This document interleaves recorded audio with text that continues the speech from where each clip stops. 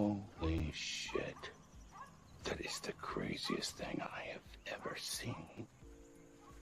And I'm Dennis Quaid, and Dennis Quaid has seen some shit.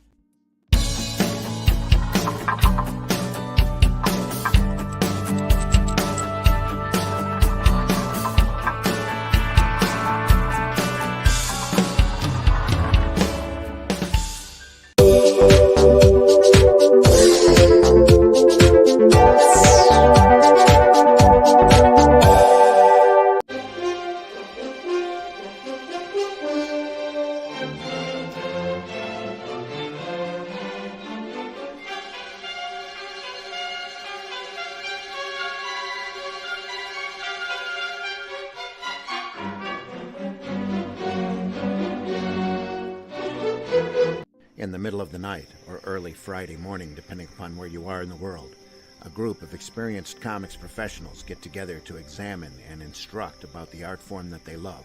That's great comic artwork on Comics by Night, Fridays at 5 a.m. Eastern, here on the Indie Comics Network, indiecomicsnetwork.com. What was that? This is not a charade.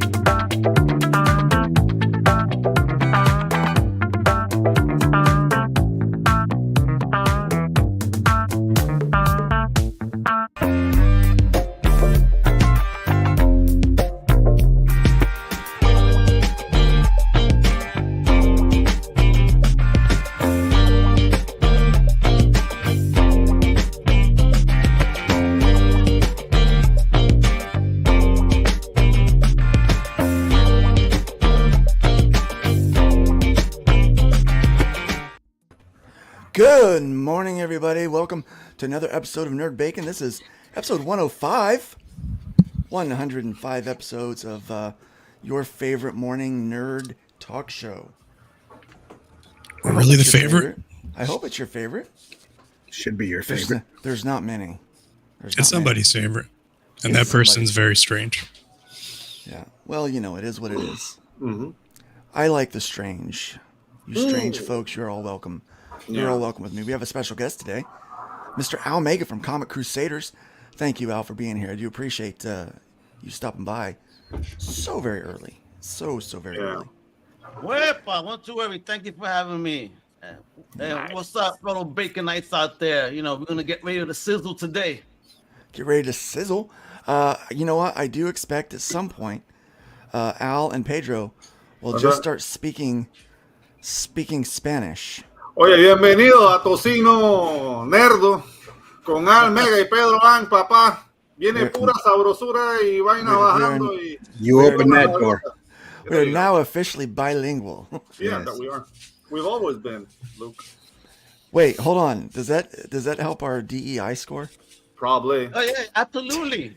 You got two of us on. I'm playing the Disney game now, baby. Not Disney. What? Hollywood. You don't wanna- Hollywood Playing a watching Hollywood game. There you go. You don't want to play that game. You don't want to play No, my we don't. gosh. Yeah, because then one of us has to be gay too. So I picked I'm Pedro. not playing that. I'm not playing that. I'm not playing that. Well, they already say you're chocolatey and delicious, so it's just a step away. Dude, don't blame my genetics, all right? I could have made a business out of this, but I He didn't. said, Russ says definitely buy. Yeah, Oh man, what a great! It's gonna. I can tell already. It's gonna be a fun morning. It's gonna be fun, guys. If you see me cracking and doing this, something really embarrassing happened the day before, Tuesday. I was carrying a big box of books, like 20 books in there or something, that I was shipping out to someone. And so I had this big heavy box of books. I come into the office. I'm getting ready to ship them. And I go, dum, dum, dum. And I go to sit down on my chair. I go one way, the chair goes the other way. And I hit the floor. But the chair, the legs, hit the box that's holding the light behind me.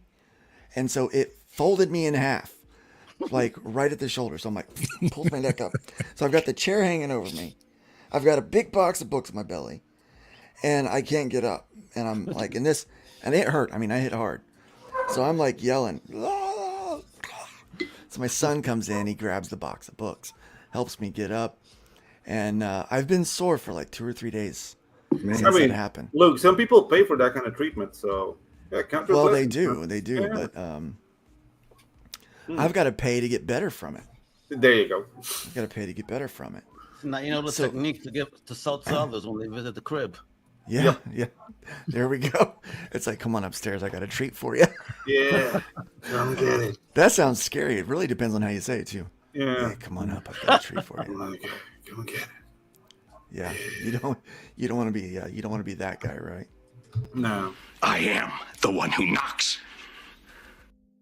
that tone almost never works. At least you knock. Never works, right? At least I knock. At least I Yeah. knock. Guys, this morning we don't. I am the one who creaks. I am the one who creeps. I don't know if you heard or not, but there is mass cell phone outages Oh yeah. in U.S. and Canada. Oh boy. All right, AT&T leading the pack. right. My Latino teléfono is working just fine, sir. That's that sunspot that we had, wasn't Oh, it's not just the phone service; it's the actual internet service. Check if you can go on the web off of Wi-Fi and tell me if you have internet. T-Mobile didn't have internet this morning for me at all. Yeah. Well, I have internet. Obviously, we're streaming from the house. Yeah. But it's No, hardwired. It's hardwired into the Only ethers. mobile. Yeah. Only mobile networks got Yeah. So let the conspiracy theories begin. Okay. People have been talking about this for a couple of years, that since the pandemic didn't work to freak people out sufficiently for long enough, the next thing they're going to do is shut down cell phone services, internet, things like that. Make people not be able to talk to each other.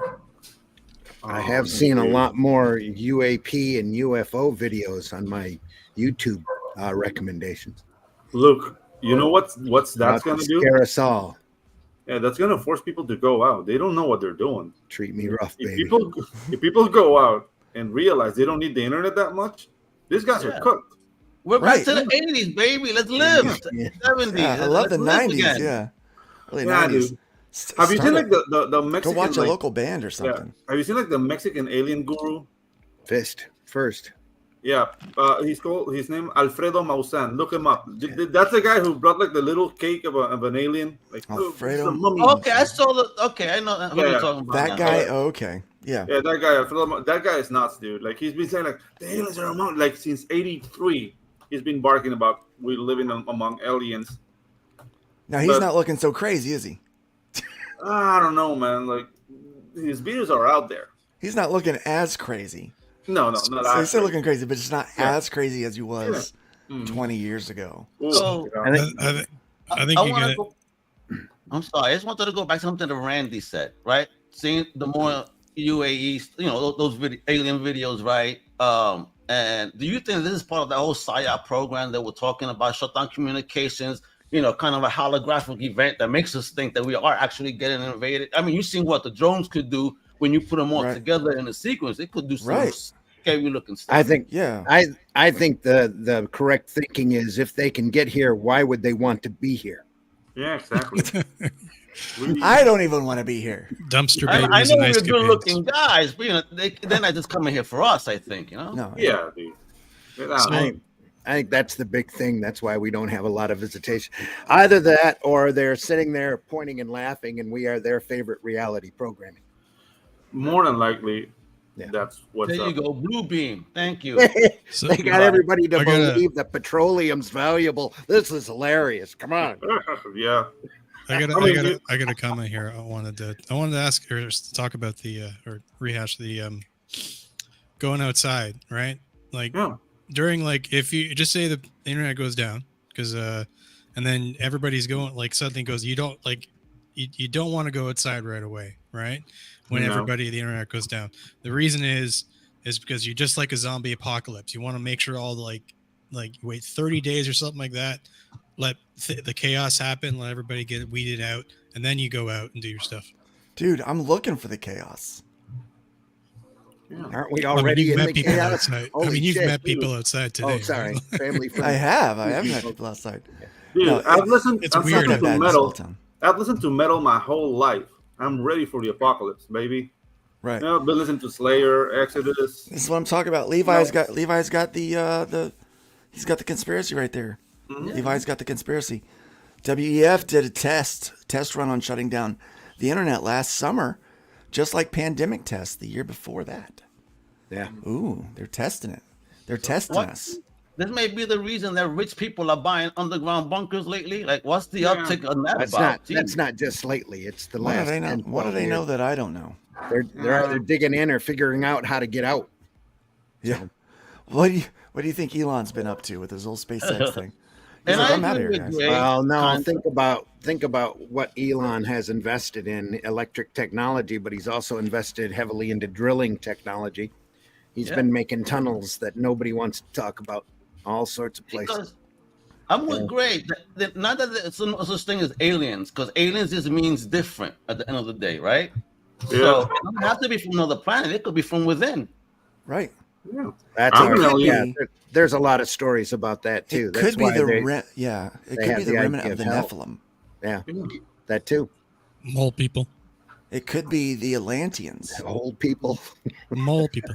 It could be Panamanians. It's the Chuds. The Chuds. Chuds. Yes. Did you say it could be mole people? Mall.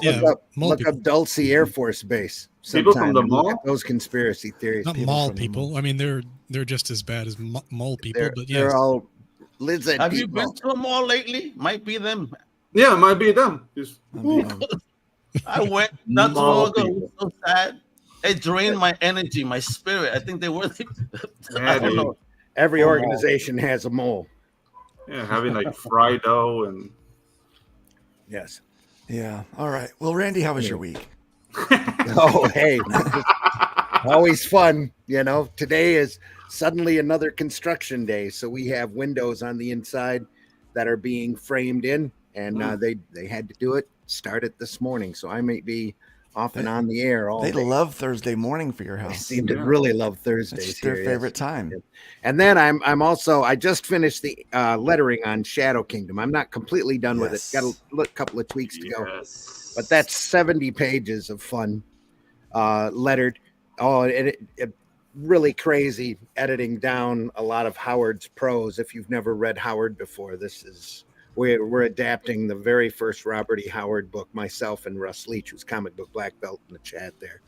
And it's looking really phenomenal. I mean, every page I get to is just more fun, more excitement. I'm at the end of the main lettering. I got a little bit of scrolling touch-ups to do, and It's a good double check on it before I can, say I'm done with it. But it's looking really good. And that campaign starts 1st of March over at Fund My Comic. Yeah, looking forward to that. It's going to be That's awesome. going to be a great product. Al, how was your week, buddy? Oh, he dropped. No, it doesn't drop. It doesn't do that because, how's your week? They're trying to get me. Al. But no, fantastic week, busy stuff, good things going on. I know I messaged you that something cool is going on. And I know you guys heard about the Heroic Awards for indie comics. Yeah, man. So, I've been speaking with Rick about that for a while. And basically, I'm going to be emceeing that baby for that hour at a couple hours at C2E2. So it's going to be fun, bringing that energy for our wonderful independent creators. So I can't wait. I'm telling you guys here for the first time. Only my team knew this because I didn't put this publicly. So I'm saying it here. On nice, man. Congrats, man. That's awesome. That's going to be quite the experience. Yeah, indie. That's why I'm really behind it because so many independent creators that go unnoticed, and it's time to get some shine. You've been about indie since I've known you, 2015. Yeah, 2015 is when we met, and you were one of the first and one of the only platforms that was really really help give indies a leg up, and put their content right next to mainstream content. What we called mainstream at the time. Mm-hmm. Now there's kind of been this paradigm change that it's corporate comics and independent comics now, or creator-owned comics, which is kind of, we're seeing that. And I think eventually there's not going to be too much of a difference between the two. The only mainstream comics out there are Dogman and Raina Telgemeier and anime. Yeah. Manga. Yeah. Anime is animation. That's mainstream. That's your mainstream now. So maybe Archie Digest at the grocery store. Pedro, how's your week going? Mainstream. Oh, dude, awesome. You guys already know it, but I'm turning 50 today. Happy birthday. Thank you. Wepa. Hey, on this day, on this birthday, you should take the time to, I don't know, smell the roses or taste the biscuit. Taste the biscuit. Taste the goodness of the biscuit. Taste the honey sauce. Taste the goodness of the biscuit with the honey sauce. It's just for you, Pedro. Yeah, thank you, sir. Enjoy your day. Especially the honey sauce. That elderly woman is my honey sauce. Yeah. Yeah, you like them. Yeah. So you've always liked Yeah, I like them seasoned. Like them seasoned. Well seasoned. The older you get, the best thing about older women is the older you get, the older they get. The older they get, yeah. all right, but backwards. Yeah, I get it. There you go. Whiskey, how's your week going? It was good. Just doing a lot of work for Luke actually recently. So just busy. Busy. Nothing else going on. Just work. Just life and work. Pretty much just work. I worked. I don't think I left the office long enough to run to the post office and grab some lunch with my son. And then I was back in the office. I didn't even eat dinner last night. I was too busy working. Wow. Yeah. I did take yesterday off though, no work, like finish the project. And at the same time as I finished the first leg of the project that I was working on, I think which is the RJ, those spaceship designs. Yeah. I had just at the same time finished the last episode of MASH. Right. Oh. So the going away episode. So it was bye, farewell and amen. Yeah, that one. And so you get existential crisis when something kind of concludes. Yeah. So I spent the rest of the day kind of just hanging out with my fiance and double crisis. Yeah. Talking about MASH and playing some video games and thinking about the stuff that those people went through. Yeah, it's time to start Red Green or Beverly Hillbillies, huh? Yeah. Beverly Hillbillies is awesome. Beverly Hillbillies is good too. Get out to that cement pond. Yeah. Petticoat Junction. Petticoat Junction. Petticoat, yeah. Can't go wrong with that. Yeah, I always like Green Acres. Caught a stray episode of Ultraman the other day. So I was a big fan of Zsa Zsa Gabor. Just looking for something while I was eating. When I was a kid, she was my speed. Yeah, there you go. That's Green Acres. Yep. I was like, that's a place to be. Zsa Zsa. Speaking about older ladies, did you see the ad for Sorry. for the ad for what's it called? Borderlands, the new movie. Yeah. No, I The haven't new seen what? that one. Borderlands. Yeah. It's worth Video a watch. game?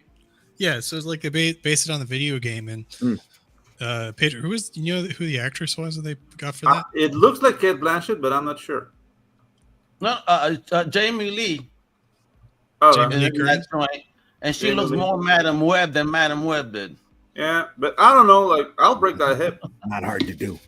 Yeah. It's Speaking worth of a Madam watch. Web, that movie bombed. Yeah. You know, we talk like, okay, so Birds of Prey didn't do well.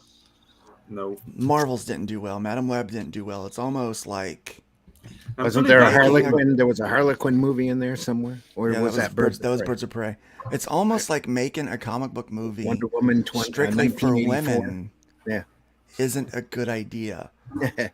The best bit of marketing that they could have done for Madam Web, I read an article where there was this guy that was in the theater, had to be escorted out and taken to jail. Yeah, because he was so overcome by that Allison Sweeney in her costume that he had to whip it out and start to pleasure himself. Nice. If they would have been like, Madam you Web. might burst into spontaneous masturbation if you go watch this movie. How many guys would have gone to see that movie? Well, you know that movie's apparently- pretty desperate when they let that kind of publicity get out too. So To Sweeney's credit, apparently, you know, even my guys that have seen the movie say that she actually took the role on really well. And looking back on how she took on the role, she actually went back to OG material. She did. And read old school books to understand who the character was and try to do her best. I respect that. When you That do actress with that part would have done really well paired up with an actual Spider-Man movie. Yeah. 100. Yeah, I mean, and if they would have marketed, I mean, Put come some on, testosterone into that. It's okay. Not, yeah, it's not like guys I don't can't do that like anymore. That's toxic. It's not like guys don't like beautiful comic book women. No. I mean, it's part of what sells them, right? I mean, lean into that, understand it. You know, girls like some of that too. But most of the girls that I know that like comic books, they don't shy away from, oh, well, it's, she's got a lot of boobs. Where's her organs? I don't hear that so often. Axel Braun gets a hold of this one. I bet you that one will make more money. Nobody is asking where Chris Evans' organs are. We just rewatched the first Avenger, and it's so funny because there's that scene right after he, when he's not like with the head transposed and he's in his body, right? When he's not a pipsqueak, yeah. Yeah, and Peggy Carter comes over, and she does this thing, right? Where she, that was not scripted. That was literally the actress overcome reaction by the physicality of Chris Evans in front of her, that she had a visceral reaction to him. And is my mic cutting out? Yeah, it is. Yeah, it is. So sunspots. Yeah. I mean, I get it. That happens to me all the time. Your mic cutting in and out, or having a visceral reaction to Chris Evans. Yeah. Yeah, it's the visceral reaction to Chris Evans. That's what it is. It's a magnetic reaction. Yeah. He's like, ooh, but no one shied away from that. Everyone thought that was actually kind of funny, that, and they leave that in the film because it's, it's like, because, why do we freak out about that stuff? I just don't get it. I don't get it. It can be fun. It can be playful. Yeah, the thing is, like, I think it's the male energy that it's kind of scary when you get down to it. I mean, I have a sound for it, but it's like okay, yeah, I get it because maybe when you conjure up a guy being like, "Ooh," about a lady, you picture some weirdo in the movie theater, predatory, whacking, and it's gross, right? So Madam Web, yeah. So that wasn't the reincarnation of Pee Wee. Around here, we call that dating Miss Michigan. Reincarnation of Pee Wee, dating Miss Michigan. Nice. Oh, you guys are cracking me up. You know what? We have just a couple of articles that I think we should dig into today. And it's great to have Al with us because Al doesn't normally get to do this kind of stuff, but he is an entertaining individual, as you guys will learn today. He's a lot of fun. But let's go ahead and... oh, wait. I forgot to welcome the chat. We got comic book black belt in the house. Welcome, Russ Leach. We got Levi Skeen. Edwin, the Ace, Volume 3, coming soon as a Phaso. What a crazy middle name that is. Acevedo? We've got Al. No, the middle name is Wepa. The Ace, Volume 3, coming soon. Yeah. We've got Al there in the chat, and on the panel we've got Frederick Wilmot in the house. RJ William is with us. Welcome. What's up, RJ? Grey Wolf Graphics is joining us. Thank you, Grey Wolf, for being here today. Let me see. Hojo is in the house with us as well. And I see a lot more of you out there watching, but you're not chatting, so feel free to chat with us. There's Benjamin Soto. Morning, like fellow nerds. Yeah, smack that like button. Smack it like it's hot. There you go. Yeah. We lost Pedro. Pedro. Right. Yeah. And Al froze there for a second, too. Yeah. Don't worry about me. I'm gonna be blinking out because my power is too much for the internet sometimes, and it just goes into surges, and I'll disappear momentarily. Well, I understand. I'm almost overcome. I mean, that's why my mic started cutting out. Yeah, man, the power. Just the power of Al. Is still within us all.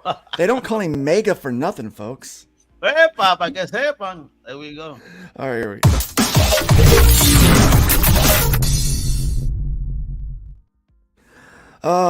2023 comics graphic novel sales. They've used this graphic over at ICV2 a few times this week. We'll have to get a new one now. This is not good. Comics and graphic novel sales in comic stores down 8% in 2023. That's just what they can prove. That's just from the 20. That's like Bud Light saying stores. Their sales are down 30%. We all know it's 90. Yeah, that's just from the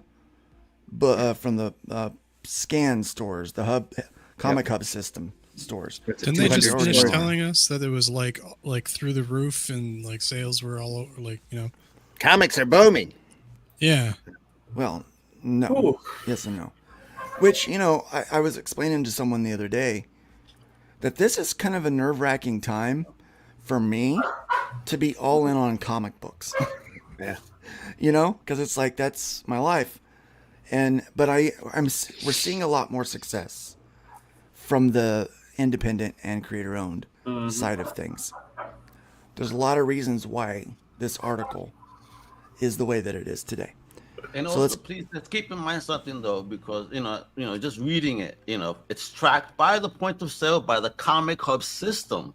So you know, some retailers may not be a part of that, so some of the numbers may be skewed. You feel me? Right. I would imagine most stores are not. I think it's like 129 stores. Yeah, so there's just those shops, but that that can't really reflect the overall. I think. Yep. Yeah, I can't imagine flea markets and stuff like that where people are buying back issues and recording. Well, they certainly don't count any kind of crowdfunding or convention sales, or any direct orders from smaller publishers, which that's happening a lot now, actually. And that's silly. That should be counted because they are publishers. Yeah. They're publishing something. It's impossible anymore. They're so disjointed. Like Gotham City Limit. They're never going to have accurate numbers again. Not for a long time. Probably not. All they have are guesses. Well, they had before were guesses anyway. Because all of those sales were non-returnable. So you don't know the actual sales. You know how many the retailers are buying. But you don't know how many they're also blowing out at 50 cents just to try to keep their lights on. Oh my gosh, you have no idea. A great shop in Bellingham, Robot Chicken. Guy got to do some crazy sales. 50, like you said, 50-cent dollar books, and when you go into those boxes, these are new books. Yep. Yeah. Now I have heard that Ultimate Spider-Man is doing well. It is the only book that I'm actively trying to get my hands on. So I've pre-ordered the trade, but I can't seem to find the single issues. I got to dig up some distillery products. I've been seeing their ads a lot lately. I want to take a look at their products, see what they look like. All right, We so want sales. the big two to Their do ads are terrible. I just sit there and cringe. In my opinion, we want the big two to do We well do. because the big two is weed. They are the gateway drug to comics for everybody due to the how known their IPs are. Yeah. So we want them to do good because then as people get older, they get into what we into. Because let me tell you, I'm not buying anything big. Anything I'm buying right now, everything related to a smaller press. I'm not really buying big two. Why? Because I've outgrown it. So instead of complaining about it, understand it's no longer for me. That's all. It needs to be. Yeah, it is. We do want a healthy Marvel And and make them DC. for us anyway, right? You know, we want. I actually want Diamond to be somewhat successful. You know, I want them to. I don't want them to go away. I want the I want retailers them to to be have. successful. I want the retailers. But to be I don't successful. know, man. Like, We want fair somehow- rates, though. yeah, for our but creators. yeah. Somehow the thing like Diamond surviving, wouldn't that be like the comfort of the known? But Yes. you know, yeah. But as long as they are adapting their business model Yeah. from what away, because it is kind of an old bit. The whole industry runs off of an old business model, Yeah. and I think adaptation is a really important aspect of moving forward in 2024. But for comic books. anytime a platform like that goes down, the art's going to suffer. Yeah. Yeah. You know, no matter how badly they've been run for the last 30 freaking years, you know, if they go down, it hurts the art form. Look, I want a world where there can be multiple successful distributors, multiple successful channels for buying comic books, Multiple successful platforms. Yeah. I don't really want the big two to like fall per se. I want them to like get to a breaking point where they just fire absolutely everybody that sucks and then replace all of them and then rebound. Oh yeah, I shed no tears. Start though, because I want to run one for about who's 2 had his years to opinion? do that. Yeah. So what are you saying? We're now? talking over each Sorry, other. I didn't mean to talk over you. I'm just saying, that determination of what sucks is, that's personal opinion, in my opinion. You know what I mean?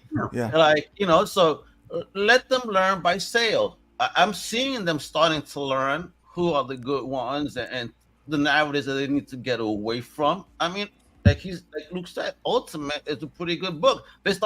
You haven't heard that in a while. DC's coming out with a couple of good books. Images, because Image is murdering in them. I mean, Robert Kirkman alone is almost about to murder Marvel, and DC together. Yeah.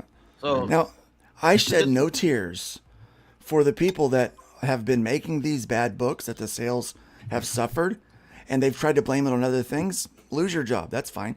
If I do a bad job, any of us, if we go work somewhere else for the man, if we do a bad job and we underperform, we don't have a job anymore. Yeah, we just have to be fired. Yeah. Why do they keep getting promoted when they continue to do poor work? Yeah, that's my problem. Yeah, they're always talking about what they deserve and they're entitled to be fired. Yeah, that's what they deserve. So it's the power of social, the power of being the victim and then using their following to attack them. And and no company wants bad press, so that's what they do. They do the Taylor Swift move and use their little Swiftie army per se and get shit done. That's what it is. Yeah. Yeah, still like on a personal level. Omega. Yeah, on a personal level, like surviving like that in a victim energy, that's got to do something to your health, man. Because I don't like feeling weak. You know what I mean? And it is like, I have I have a nice hand to play the victim. Like I'm Latino, I'm a man of color, and I live in Latin America where people are dying. Right? I could do it. But I choose not to because feeling weak does something to me and I don't do my best work. Pedro, let the work show improve. That's it. Yeah, Ain't about what the fuck I look like. Let the work show improve. Amen. Exactly. Yeah. Here. I think they've used the court of public opinion for far too long to get their way, and yes. Granted, some of the people that are on the opposite side of a political aisle from them may be different in worldview. Some of them are jerks, right? Because nobody has the monopoly on a-holes, right? It's just how it is. I was thinking about the comment that Al was saying about how like well, like certain, like they don't want to do the Taylor Swift thing and get blasted on social media and lose like a bunch of money. But further than that, when companies actually do jump outside that box and like, you know, stand up for themselves, you see like the Elon Musk thing, they move mountains to crush people. So like, it's like, do these other companies even have the power or resources to actually make that shift, even if they wanted to? They're saying now that Disney owns enough blue check marks that are stock accounts that it's keeping their stock strong. Jeez. Wow. That they just pay. They just pay Elon. They're paid him anyway for all these fake accounts. And then somebody posts an article about how great Disney is, and then they have 30, 40 other little blue check marks that you never hear from before or again, all talking about how great Disney is, and it keeps the stock up. That is so insane. We know they're not great right now. It's been like that for years, though. Look at how comics have evolved because of Twitter. Look at how media in general has evolved because of Twitter. And even with Elon coming in and making you pay for the blue checks, that doesn't stop them. They just keep rolling. These corporations that have huge money, they just buy their own blue check marks and, you know, keep themselves alive on Twitter. It's like a combination of the Emperor's New Clothes and the Wizard in The Wizard of Oz. He's hiding behind a curtain. Yeah, but that's like hiring a jester that's telling you how great you are every day, but you're not making any money. So doesn't matter as long as that stock number stays up. You want to know what really makes worth the cost? What made the whole buying the blue check mark thing a big issue with people? It was that I could have a blue check mark. Yeah. Well, you're not famous. You're not a person of note. They got notes. People with blue check marks that I'm more notable than you are sometimes. Don't even exist. So they need to go through and refine their refined system. And I'll be honest, I pay for the one for Comic Crew because why not? I get more characters, I get extra access for videos. It's about the tools for me. So you know, if the tools make sense, I'm gonna use them. Yeah. Why not? I don't care. It's one of my primary marketing platforms, so why not pay for the blue check? Yeah. I mean, they give you a lot of opportunity to make your money back anyway, to be honest. If you have a good account that's positive. You know, you got to learn the algorithm. You know, and for people that complain about the algorithm, oh, it's so negative, it's because you keep clicking on the negative. It's your own fault. Yeah. So I think the whole reason for the blue check mark to exist was because it was essentially class of the people that were talking most about being like inclusive and, you know, diverse and like, you know, equality and stuff like that were the ones most invested in the classist kind of system where you have the blue check marks and the regular people like the mob or the unwashed or whoever, right? Mm-hmm. So when Elon brought out the blue check marks, they lost their freaking minds because they're like, what do you mean we're common people, you know? So it was hilarious to watch it go down. And I think that's why he did it, like as a joke, not so much as caring about sales. I mean, a joke plus sales, I guess. Like, you know, it's a good business move. Plus. If you control and make money, then why not, right? Yeah. So in the end, I think it's all right. Let's go ahead and get into this article. Where there's a will, there's a workaround. It says sales of comics and graphic novels in the comic store chain were down 8% in 2023, with graphic novel sales down more than periodical comics, according to an ICV2 analysis of sales tracked at point of sale by the Comic Hub system at stores selling American comics around the world. Periodical comic sales were down 5.8%, and graphic novel sales were down 11.9% in the channel, the data showed. The moves are largely a result of the continued unwinding of trends driven by the COVID pandemic in 2021 and 2022, as consumers returned to a more normal mix of at-home and out-of-home activities, and the collectibles fever broke. Sales of comics and graphic novels likely crested in the first half of 2022. We reported last year, and there's a link to that. Sales in comic stores remain well above where they were in 2019 before the COVID pandemic. New comic sales in comic stores were up 18% in 2023 compared to sales in 2019. graphic novel sales were up 49%, and overall sales were up 29%. You know what? There needs to be an asterisk next to this, because in 2019 they were not tracking scholastics and they were not tracking manga. Manger. They added those two into the mix. It's all just stat manipulation. Yeah, that's what it is. If we move the figure this way, how much better do we look? Yeah. Yeah. During the period for which these reports were generated, there were over 125 stores using the Comic Hub system. As this is a small, non-random sample of over 3,000 stores, their guesstimate, selling American comics worldwide, the change in sales may not be typical of all stores, but the Comic Hub clients do represent a variety of locations and store emphasis. For an in-depth analysis. Very small number compared to the overall amount to say kind of these are the numbers. So I want to see real numbers. It need to be something more collective here to track everything. Why not everything overall? Because I would love for stuff going on. I would love for publishers to start releasing their numbers. Like I would like to know from the publisher, what are you printing? What is your typical print? So they don't want to do that though. No, they don't want to take it. So I know Diamond has removed minimums from small press publishers. Everybody. If they've from everybody. There's no minimums. Press, they removed them from everybody. Yeah, there's no minimums now. Where it is, as long DC, as you can. As long as you can, go ahead. Sorry. As long as you can afford to pay for the print run, they will distribute whatever is sold. Well, why should it matter to them as long as they're making a percentage, moving it from one hand to the next? Yep. Right.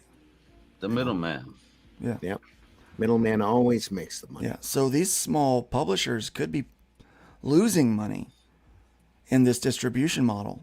It's very possible that if their pre-orders aren't anything above 500 or 1,000 books, which I know back in the day would have gotten a book canceled. Right now, that's common. 500 to 1,000 books for a small press. In fact, some larger publishers have titles that are running in those numbers. Mm-hmm. You know, so it's a I don't know. I mean, they got to survive here. Collaboration I think is key. Because again, it's also we have so many choices now as comic collectors. Back in the day we didn't have so many, but nowadays too. You know what I mean? Kind of. I don't feel like direct market distribution, like through a company like Diamond or Random House or Lunar. I don't feel like that should be any publisher's sole path to reaching the customer and to reaching success. Yep. See, but this is where they got to be smart, Luke, and not sign those exclusivity contracts like so many of them try to sign. So, stay out of that, be smart, and be like, okay, I will distribute to you, but I'm not limited to you because I'm going to find other lanes too because I'm trying to make my brand. So I'm not going to trust you. I've seen the shit you pulled in the past, let's be honest. So be business people, folks. Never sign an exclusivity contract. Don't do it. Because really, if you think about it, it is a sign of laziness. Yes. That way the publisher doesn't have to try anymore to find other avenues of distribution. They're exclusive. The distributor doesn't have to really service you eagerly in order to move more product because you're tied to them. You're exclusive. But what if it's not just laziness? What if it's, especially with some of these smaller groups, these smaller houses, what if you see the possibility of, well, if I become exclusive, you're going to take better care of me, and maybe they come in with this idea of, maybe they've got a little bit of an imposter syndrome, like they're just happy to be at the table. That's the theory, but it's really a poisoned brass ring, is what it is. There we go. Preach, Randy. Damn it. That's exactly what it is. Be real to yourself. Know who you are. Don't be with no BS. The object of the game is to be seen and read by as many people as you possibly can, not to be lazy and allow one distributor the exclusive rights to distribute your stuff in the hopes that they will actually do their job.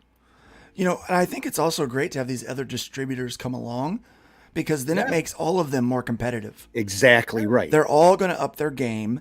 Yep. And, you've got one talking, it's like, well, they don't care about comics over at Penguin Random House, so they're not really taking care of the comic stores the way they should. All of us over here at Diamond, we love comic books. We're all about that. And I'm like, hey, that's the same sales pitch that I use for Fund My Comic. So I'm not gonna throw shade on that one. There needs to be that variety out there, just to encourage competition. And then you've got Lunar over there saying, look, we've got new and innovative ways of taking care of things. Our logistics are better, or this. They've all got their selling points, but it causes them all to up their game. Yeah. Iron sharpens iron in this situation, Competition is healthy. Yeah, competition is healthy. And I think it's just like in the comics thing. It's just what we deal with as publishers. Yep. Our books are competitive with one another, And if my book's not good enough, it's not going to sell. Competition's been narrowed in this market for way too long. I mean, the retailers are Pavlovianly trained to deal with the big two, that they always called them the big two, and then all the other little secondary exclusive guys, and then everybody else in that little green section back of the green bus. section. Yeah. Yep. Well, things are definitely changing. The world is evolving. It's a little rough, but it'll come out. Competition will win out. The market is one of the things I would like to see change is people take responsibility for their own success with their titles rather than push it off on some strange conspiracy theory. And we talked about the movie Madam Web. They're trying to say that it failed because of some strange conspiracy theory, right?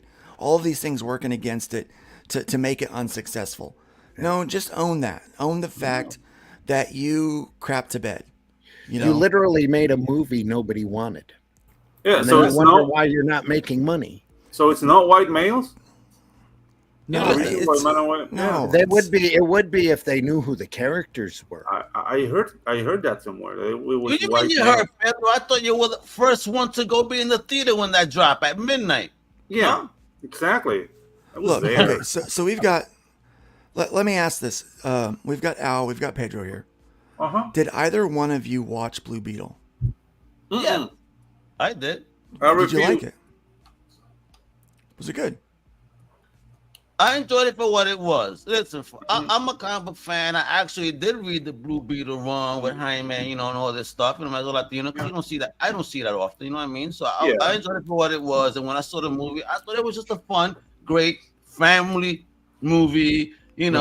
Something that could definitely move on. I could see it moving forward and seeing more of Jaime because the guy did a great job. I didn't think it was a crappy movie. No, you mean Cholo? You're talking to a dude that grew up in the generation of the Roger Corman Fantastic Four. You know what I mean? The Punisher with Dolph Lundgren, like really, a Russian Punisher. I think about all that. So it's like when these movies drop, I tend to really sit down. Yeah, some of them have been shitty, but Blue Beetle, not because it was Latino or anything, but I enjoyed it. I also enjoyed Black Adam. I thought it was a fun movie. I didn't like Black Adam. I started it and turned it off. Can I say why I didn't watch the Blue Beetle? Why didn't you watch the Blue Beetle? Because of the trailer. Damn. Because it felt too. Look at me, Taco. It's. I don't know. Like it looks. Was it too over the top for you? It sounded like a caricature of what a Latino family was, and it rubbed me the wrong way. Yeah. And that's why I didn't go to see it. Now, the movie's good or bad, I can't say because I didn't watch it, and because of that, like I really don't like when studios pander to me like that. Like, okay, you want to make a Latino movie? Pick a country first, because we're not all the same. A Mexican family is not like a Puerto Rican family. A Puerto Rican family is not a Costa Rican family. So, do your research properly, and then do it, or don't do it. Like I don't really care as long as the movie's good. If I'm watching like a guy from the Philippines being heroic, you know what I mean? It's not about that. So I want to answer comic book black belt though. Because I know I did not watch it because it was a Latino movie. I watched every single comic book movie. That's my joint. Yeah. You know what I mean? And yes, it has to be good. I enjoyed it again for what it was. That's it. You know what I mean? I'm not taking none of these movies seriously because basically that Universal Films is dying anyway. And I'm a comic book fan, not a movie fan at the end of the day. So, you know, again, I liked it for what it was. You know what I mean? That's it. You know, here's why I think that movie was unsuccessful. As a comic book fan, Blue Beetle's kind of a C-lister. Yeah, obscure. Right? Character. You know, it's like he's you know, you introduce him with a character everybody knows first. They really marketed that thing real heavy to the Latino people, right? But they really couldn't market it at the time of the strike. Right. They marketed it to their perception of what the Latino audience was. Give yourself a bell, Randy. Give yourself a bell. That's why Pedro thought that it was over the top caricature. Look, if they would have Because if they would have the just trailer was. If they would have just marketed it as a comic, as Blue Beetle, and that it's a Hispanic family, and that, you know, there's going to be, you know, and just that it's a comic book character, I think more people would have gone out to see it. I don't think they would have been like, I'll catch it on. Don't mention Hispanic family. Don't mention that. A family. No, yeah, just family. Yeah. Why is it got to be a Hispanic family? Can't it just be family? I mean, if they had put Blue Beetle. Sorry, Whiskey. If they had put Blue Beetle in even for 2 minutes in the Snyder cut of the Justice League movie, they would have made millions more. Yes. Yeah. Even if, for me, even if it was, you know, an Aryan white family with blue eyes and blonde hair as the entire cast, and they still had the same trailer, but just replaced the people, with the grandma coming out with a big gun, I would have checked out right there anyways. Yeah. You know, like it just looked like crap to me. Like, no offense to anybody. I mean, sure, it was a comic book movie. I love comic books, but it looked like garbage. It wasn't really even like anything to do with specifically the people in it, or the race or whatever have you, or culture. It was just looked garbage. Like it not only that, but they've done this already. Do you guys remember Blade? Story. It's a basic story, but me, just because I enjoy Blue Beetle, because I did read that whole, you know, again, when I got back into DC, you know, Brave New World and the reintroduction of this version of a Blue Beetle came about then, you know, and a new Ant-Man, the Atom back then, always coming about. So I was appreciating it. So seeing it on screen, I think they did a great job. Like, it did remind me a lot of the Guyver movie, if you remember that. Yeah, the Guyver. Nice. It was cool. That's what I mean. It wasn't bad. If you like sci-fi action, I mean, just watch it for what it is. Take all that political shit that they were trying to push out your brain. And it's a fun comic book movie that's just a basic old comic book movie. You know? I think the director made a mistake by trying to push political agenda when promoting the movie, when he did promote it. So have you guys ever been to an airport and just sat there in the terminal for an hour waiting for your plane? Right? Okay, so you've done this, right? And you see these families, and they're all different colors, and they all speak different languages. I'm going to tell you what, family is universal. Doesn't matter what your cultural things are. Family is universal. I can sit there, and I can see a dad going off on his kid and not know a damn word he's saying, but know exactly what he's saying. Yeah. Right? Yeah. You can see a mom talking to their kid and know exactly what they are saying. You know? Especially when you see a chancla flying. Oh, yeah. Like... My mom's was a fly swatter, right? It doesn't matter what the thing is that's flying at your head. Moms are moms, dads are dads, kids are kids. Families are families. We all experience family. We all experience the things that are inside of family. If they would just said it leans heavily on family and it introduces this character. I don't think they did a great job developing his powers in that and him understanding his powers. But outside of that, I mean... We rely too heavily on race. Here's what I like to do. I like to point at race and joke about it. Haha, and then move on. Like this morning, we had Al comes in, and it's just me, Al, and Pedro, and then Whiskey pops in. And it reminded me of when the Guatemalans moved into our neighborhood. down in Jacksonville. And I had this one old lady. It was like one day there was 7, and then there was 10, and now there's 30. They're like multiplying. And I was like, I heard her say they're multiplying in my head when I had Pedro and Al pop in and they were speaking Spanish together, right? And I'm like, oh. Flashbacks. He chucked him. He had a wallet in his pocket, you know.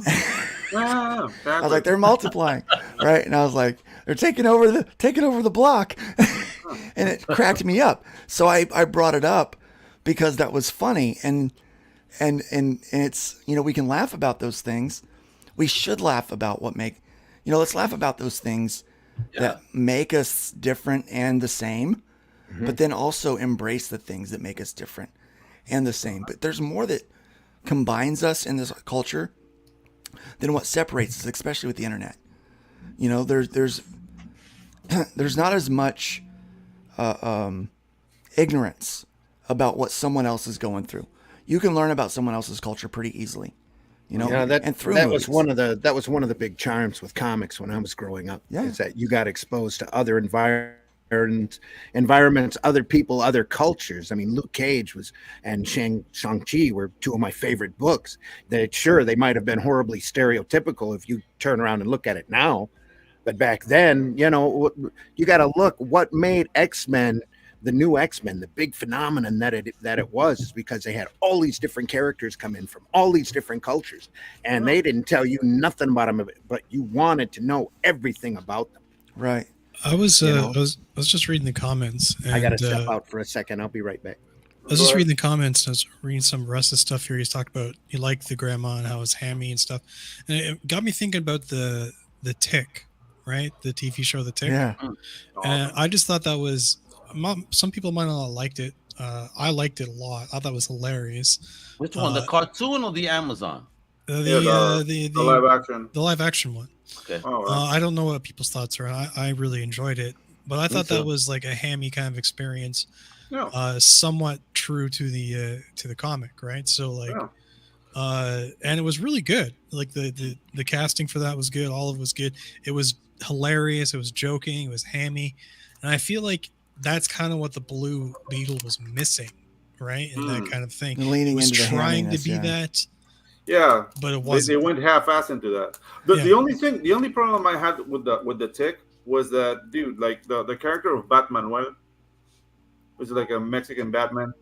Yeah, they turned into Die Fledermaus in the animated show, and which was like Die Fledermaus is like a German composer thing. And American Made did not make the live action. I think I didn't see American Made was fun in the cartoons. Yeah, dude. Yeah, I love that. So I think people are afraid to be hammy, right? Yeah. And I think when they do try to be hammy, it comes across poorly. I think they try to be hammy when you shouldn't be, and vice versa. It's crazy. Let's go ahead and read a little bit of this article here. As part of our review of 2023 sales, ICV2 interviewed comic retailers, including some of the largest chains in the country, to help us understand the drivers behind the trends. Those trends were negative in 2023, with periodical comic sales down 5.8%, graphic novel down 11.9%, and overall new comics and graphic novel sales down 8% in comic stores. As always, those overall numbers reflect considerable variation store to store. Here are a few call-out numbers from some of the retailers we interviewed. Graham Crackers Comics, 12 stores in Illinois, Wisconsin, and California. Foot traffic was down. Less people reading and collecting. Less people speculating and investing. Overall sales were down 7.8%. DC New Comics down 12%. Marvel Comics up 1%. Back issues down 3%. Coliseum of Comics, one of my comic shops from my neck of the woods. 11 stores in Florida. New Comics down 12%. New Comics now under 20% of chain-wide sales. If remove variants, leaving only A covers, Marvel down 27 in a single year. Take out all that variants. Just cover A, They're down 27%. Wow. Marvel dollars were down 13% across their 11 stores. And their back issues were stable. Yep. Bebop Comics, 2 stores in Kansas City, metro area. Total sales down 15.5%. Graphic novel sales down 20.3%. New comics down 10%. Back issues down 25% versus 2019. Sales were up 11%. Probably because of games and other items, collectibles. Comics Conspiracy in Sunnyvale, California was down 11% for 2023, but up 40% from pre-COVID numbers. Single issues still over 50% sales. I think the most honest here is my guy from Coliseum. Because if you cut out all those variant covers, numbers aren't so hot, fellas. It's speculation. No more variants. Stop this shit. Maybe an A and a B. Stop with the so many. I mean, I love how you said speculation down, but back issues are stable, or even slightly lower than new comics. So no speculating anything down. People are buying the old shit because they're speculating. I remember whenever a new comic book movie would come out, or was slotted to come out with a character, that first appearance issue would go gangbusters. Everybody wanted it. That's not happening now. The same reaction is not taking place. Probably because the movies aren't doing so hot, so the characters aren't doing so hot. Really, they don't understand that there's this synergy between the comics and the movies, and they're failing. It's just like, when Marvel was, when you have the Phase 1 MCU coming out, and people are wanting to go to the comic book store and find Tony Stark, and all they can find is Riri. Yeah, that was fun. It's like, guys, you gotta think. You gotta capitalize on your cross promotion here. Absolutely. And it's not working. Yep. It's ridiculous. Look what comic book the collector's market is adversely affecting the reading market, and I agree, because some of the books that the reading market is after is gonna be out of reach monetarily because of the collector's market. Yeah, but that would be $6, guys. I mean, look at that Secret Wars joint, right? That just because it was in the Deadpool trailer, $1 book, all of a sudden, people are trying to sell it for $20, $30 a pop. Yeah. And that was a crappy Secret Wars. 100. Do you think they'll ever get wise and stop doing catering to collectors versus readers? Yeah. I think it's going to be after a collapse.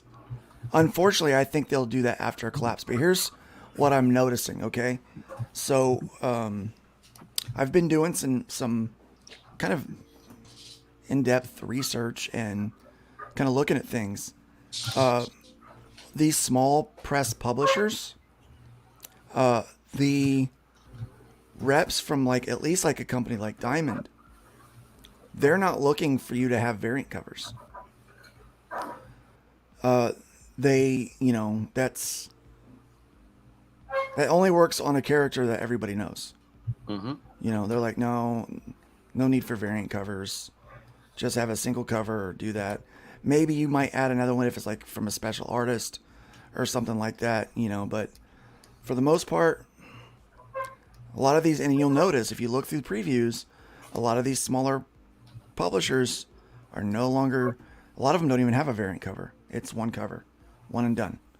I think it's smart, especially when you look at, we're not a collector's, the collector's market's going away and it's a reader's market.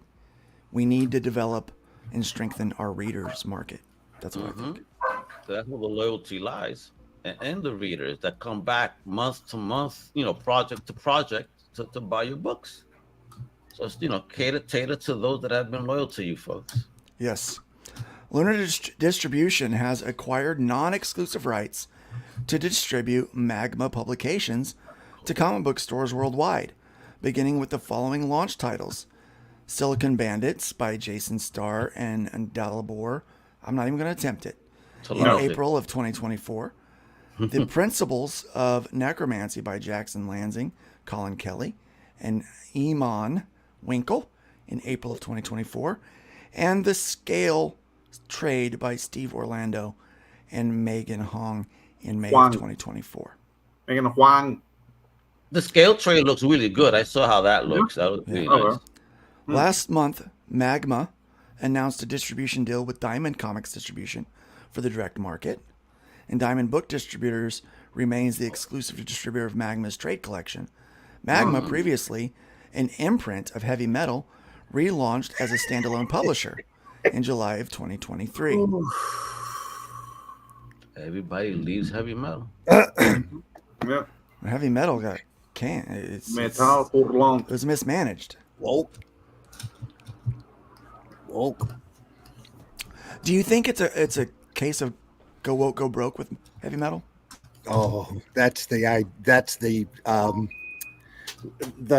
big case. I mean, that's an example to end all examples.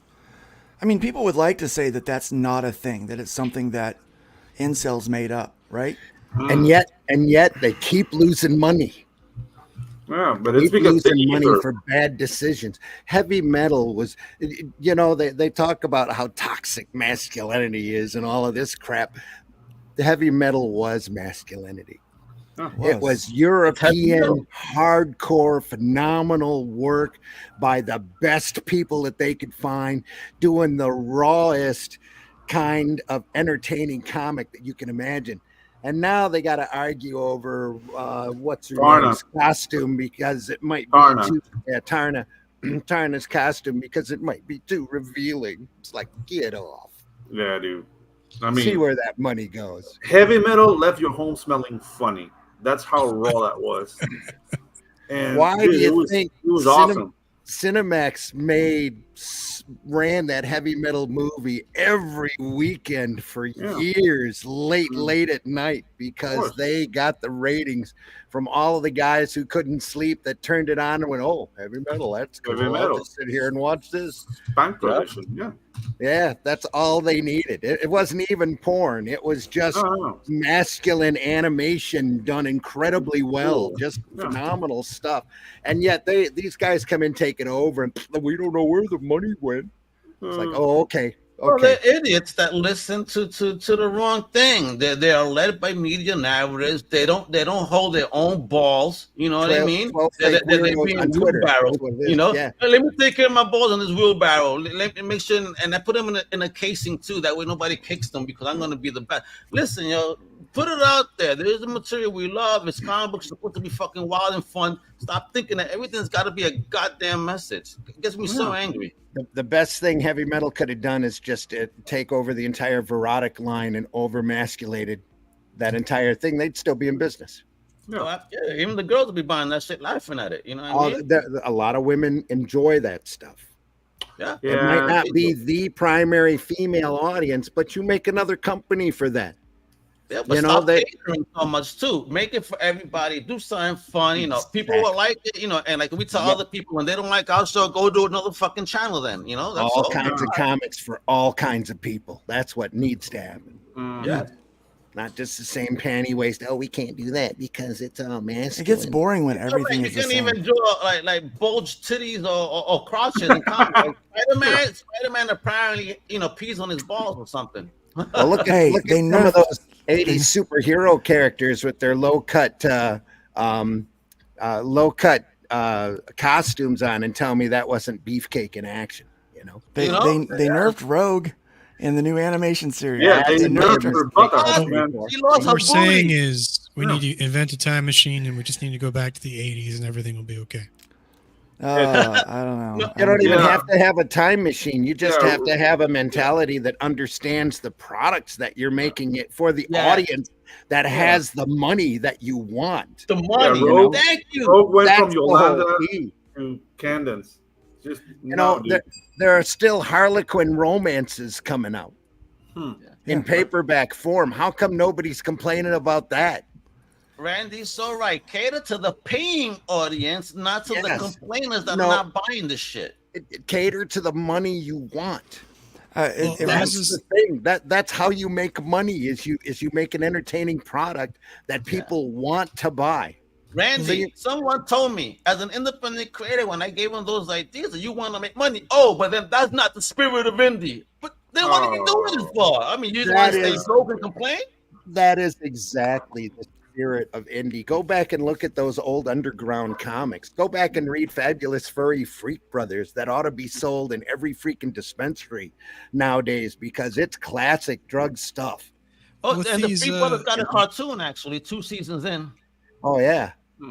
With these large companies, like I don't think they don't really understand what the paying audience is because, and I think there's a lot of confusion about what is and what isn't. Like if you go back to a certain point in time, you have essentially what you want, the TNA stuff, but then if you get around to the 90s, the stuff was still kind of selling somewhat well, but then you started to see the introduction of the woke ideology stuff. And I remember the very last heavy metal comic magazine that I read, there was a bunch of politics in it, catered specifically towards women, a bunch of stories, and it had both TNA stuff plus geared towards like I guess feminism stuff in there as well. That slowly, I guess, would have changed over time to our modern stuff.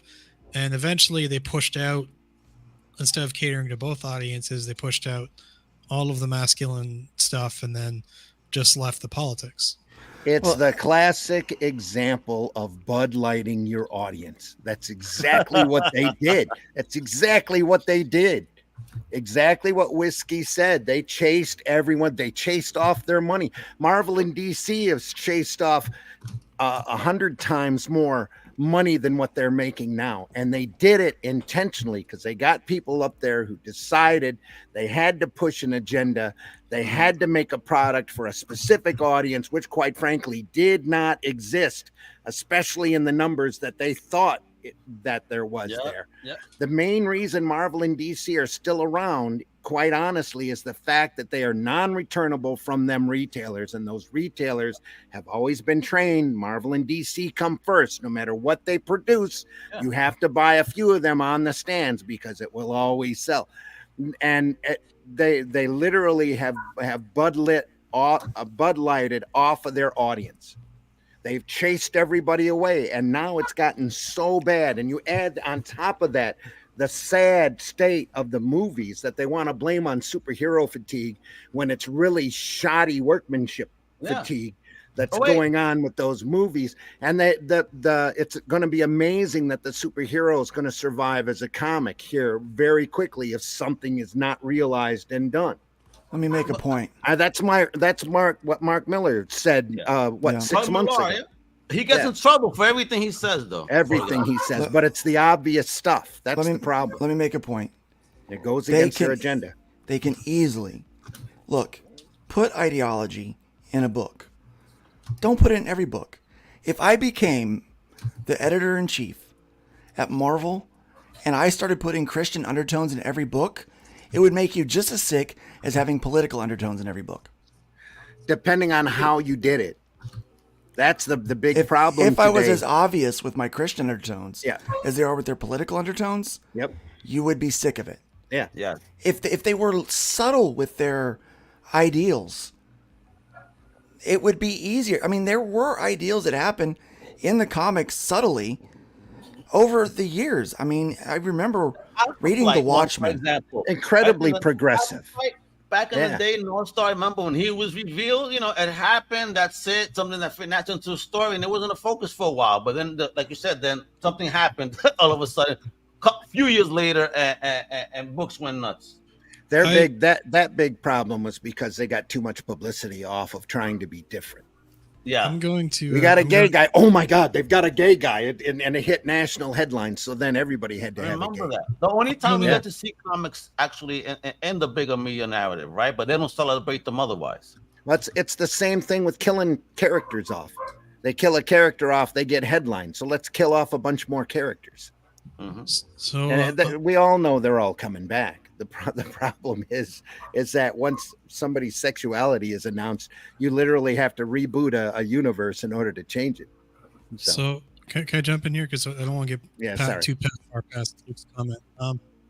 So I'm going to disagree with Luke. I think that not about the Christian thing, but like more. All right, that's it. No, so I said not about the Christian thing, but what I'm going to say is no. Is that you said you're going to disagree with me. Yeah. Okay. I'm just teasing. I'm joking. Okay. But like it's the oversaturation of that particular brand of ideological progressive whatever. Even if they went back to subtle, I think many readers, including myself specifically, will never pick up that stuff again. As soon as I see it, I understand way too much about the symbology. It's saturated in everything.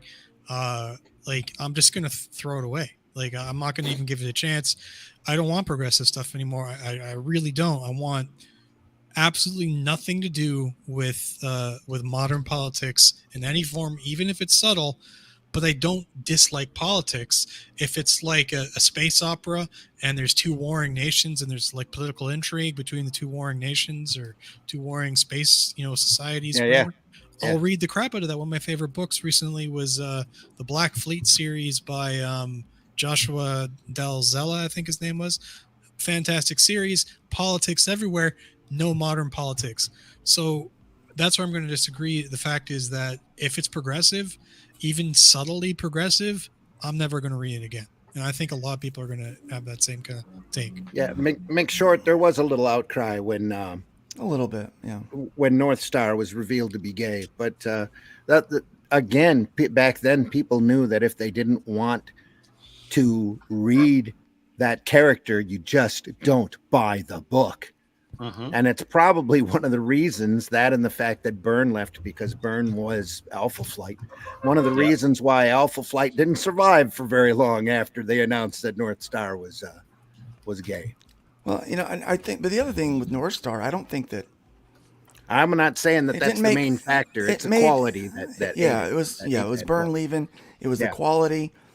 That didn't help with some turning off some readers that didn't want. Percentage. It was the 90s. So, a lot of the 90s. Yep. And there was a lot more homophobia running back then than what there is now. So, yeah. Let's try not to talk over each other. Sorry. As best we can. Sorry. Let's give everybody a turn this morning. I do think that for his story, it worked. Yeah. So it wasn't a big deal. They made it work. Now, retconning Peter Parker and making him gay? How do you do that? Or Alan Scott. Iceman.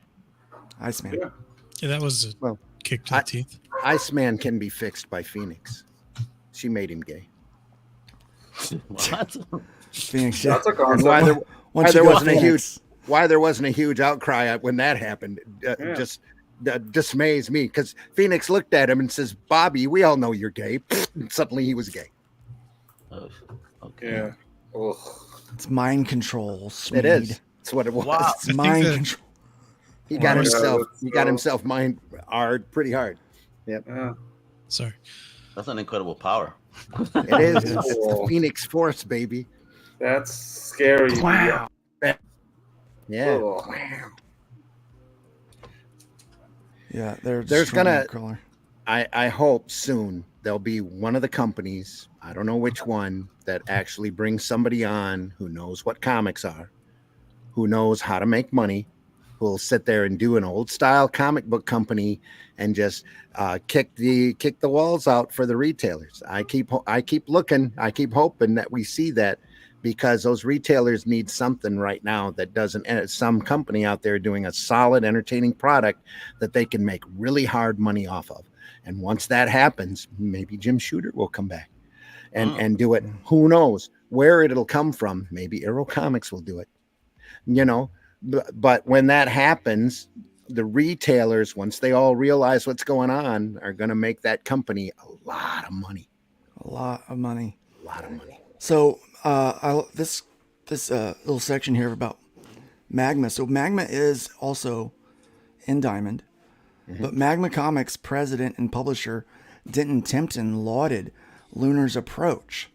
Christina, referring to Christina Merkler, the co-owner of Lunar Distribution, and her team are not only receptive to feedback, they quickly implement solutions or double down on their strengths. He said in a statement accompanying the announcement, Lunar is an essential partner for Magma during these fluid times. Fluid. Yep. Why is it that he can say this about Lunar and nobody else? Lunar listens, apparently. Customer service is key in anything. I know from my comics knows about that. Yeah. Customer service. It's about listening to the people that pay. It's about listening to the ones that create your business model. They're really in charge of whether you're successful or not. Yep. And I think for too long, the comic book industry, with only one distributor and primarily 2 to 3 big guys at the top, dictated how business was done for everybody. Yep. And I'll be honest with you, it's just like running a mom and pop shop like Walmart. You cannot do it. When Walmart and Amazon dictate the business model, smaller businesses suffer. Yep. And when smaller businesses suffer, customer service and quality suffers. Because those larger corporations, when it becomes about money, it always becomes about more money. Yep. Preach. That's why Midtown Comics in New York went nuts, and they were dictating and screwing little stores because of distribution being out of New York.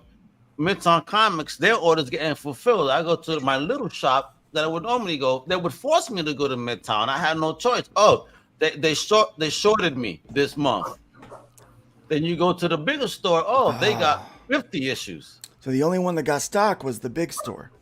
Yeah, the one with clout, and that's not fair. Yeah, no wonder Midtown's a big store because they're the only ones that got stock. Everyone has to drive in. I had no choice, and I remember them because you mentioned mom and pop. They were a store that started behind a video store in Greenpoint, Brooklyn. So they were small as shit that just outgrew the video store space, found in Manhattan, found in Midtown Comics. The next thing you know, #1 shop in New York. 3 stores later. So here's a sponsored article, but we've been talking about this Dick Tracy comic. Ooh. So I wanted to read this one. Sheesh, I don't know. Everyone is like out of the gate. We automatically think it's going to be woke. It's going to be crap because that's what we're getting. It's like, we're like a beat dog, right? Like, if you raise your hand to a dog enough times and smack them, all you got to do is raise that hand and the dog's going to, and I kind of feel like that's where we're getting. Either that or you don't care. Yeah. Or you lash back. I love Dick Tracy. I don't care about this. Or you bite back. You know what I mean? I think that's the other response. See, your actions have consequences. When you oppress people, they rise up in a fiery anger. I'm in the Randy camp there with the 1,000-mile stare, like a soldier just kind of going through the motions. Like you just tune it out. You're like, okay, hopeful. The war's going all around me, but whatever. Look, again, I'm hopeful because I want the industry to be successful. The industry as a whole. I don't think that we necessarily. I almost have a contradiction of thoughts. I don't think that we have to have the way the industry works right now, the modern structure. I think that we need a new structure, but I still think that we need all these companies to be producing quality books that people want, if that makes sense to you. So when people's like, oh, well, you don't like the industry. Well, I don't like the way the industry's run. I don't like the way the industry's doing things. I don't like the way the industry's behaving as a whole. It's suffering. It's suffering right now because of its actions, and it affects all of us, even the small guys.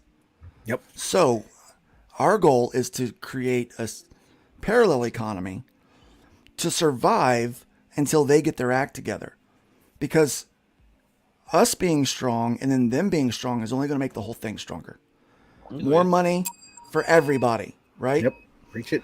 So we need a revamp. And so whenever I see these things, I'm hopeful. I want it to be good because I want people to rush to the store. When I found out that Ultimate Spider-Man, people were rushing to the store, I watched a video that talked about the whole first issue. And I know how the whole thing goes, but I already want to go get it. I want to go read that. I'm like, that's exactly the kind of story I would want to hear. I would want to read. You know, it brings back the humanity and the family of Peter Parker. It brings back this, like, I have a destiny that's bigger than what I've been living. And here you've got a 35-year-old Peter Parker who doesn't have his powers because of what Reed Richards, the maker, does, right? The evil version of Reed Richards.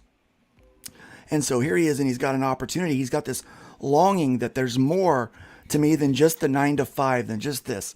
He's a good husband, a good father. And Mary Jane's in his corner. She's like, she goes, go get him, Tiger, right? It's so relatable to so many people that I do the 9 to 5. I'm a good husband. I'm a good father. I toe the line, but I feel like there's something more. And man, that desire, if you don't have a wife that's behind you that supports you in your dream, I feel bad for you. My wife supports me in my dream. It is the greatest gift that God has given me besides salvation. And thank you, Luke. Thank you, and I'm Luke. telling you, it is. Thank you, Luke. It is tremendous. And that's the best birthday present I've ever received, Luke. Thank you. Yeah, sorry about that.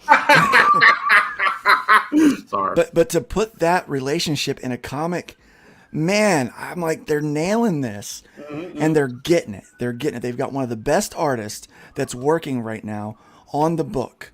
They've got one of the best writers that's working right now on the book. I mean, come on. This is gangbusters. This is what we need, guys. And so I root for those things. I root for more and more of that. When you find out that the Scarlet Web thing or whatever they were going to do with Amazon, that they fired the entire staff, they said, it's rumored. We don't know that they're actually doing it, so we didn't report on it. But they're saying that they're firing the entire staff and they're retooling the thing to be a male, to attract a male-oriented audience. And I'm like, oh, so they want to make money. Good. Because guys love comic books. We love heroes. We love masculinity. We love hot chicks beating up bad guys too. We like it all. Why do you think Gina Carano is so popular among conservative men? She's like their goddess. She's their goddess, right? I mean, men are not afraid of powerful women.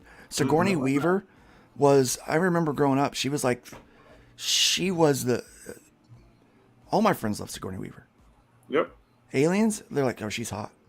You know? Of course. I mean, dude, if we're seeing a girl running around in her panties throughout a movie, killing aliens, surviving. It's like, this is awesome. Like, this is awesome. Men can only do powerful women. That's the other thing. Yeah. They don't like, yeah, I get it. So let's read this one. The ongoing Dick Tracy comic series by Alex Segura's Secret Identity, Michael Morrissey, Barbaric, and Geraldo Borges, Thunderbolts, with Chantel Aimee Osman, The Rejects, is a mature, modern take on the character. A neo-noir, uncompromising thriller that promises to energize the Dick Tracy character much in the same way that Casino Royale did for James Bond. I think people are going to take issue with the modern take, and that's why a lot of people might want to check out. Or mature. But, yeah. I liked Casino Royale. Yeah. It did well. It did well for me. I enjoyed it. We're happy to share a special message from Alex and Michael in advance of the series' April launch, courtesy of Mad Cave Studios. The road to Dick Tracy has been a long one. Many of you may not know this, but we tried launching a new Dick Tracy comic series all the way back in 2017.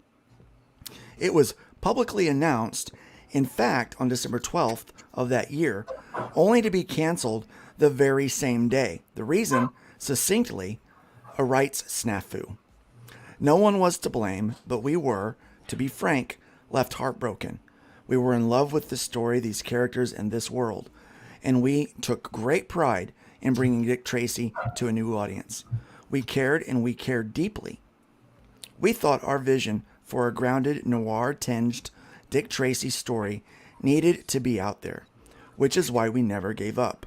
For the past 6 years, we, along with our partner Chantel, have remained vigilant, waiting for our opportunity to personally acquire the rights to Dick Tracy.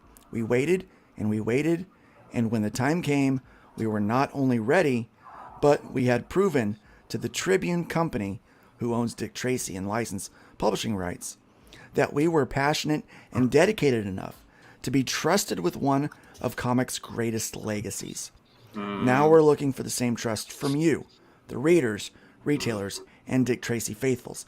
I'm wondering if this statement's coming because people are, like us, are saying they're going to woke it up, they're going to screw it up, right? Yeah. I wonder if that's where this is coming from. So more than likely, it feels like that. Yeah, like, as guys, we're not. What is a modern take exactly? I mean, exactly. like, if you go with traditional archetypes and stories, like what else do you, what else does that leave you? Like, there's only so many stories that you can tell that you get out of the box, or till you get outside that box. So, what the heck is a modern take? Like, yeah, that's a good question, right? And I think that's where people are confused because modern is so much a spectrum these days. Mm-hmm. Like a modern take right now, like, okay, so I remember when people used to be quirky in the 90s. Now they're autistic. Yeah. Right? And I'm like, not everybody's autistic. Some people are just weird, and it's okay to be weird, right? But we label everything now, and you know, modern is everyone going to give their pronouns? Yeah.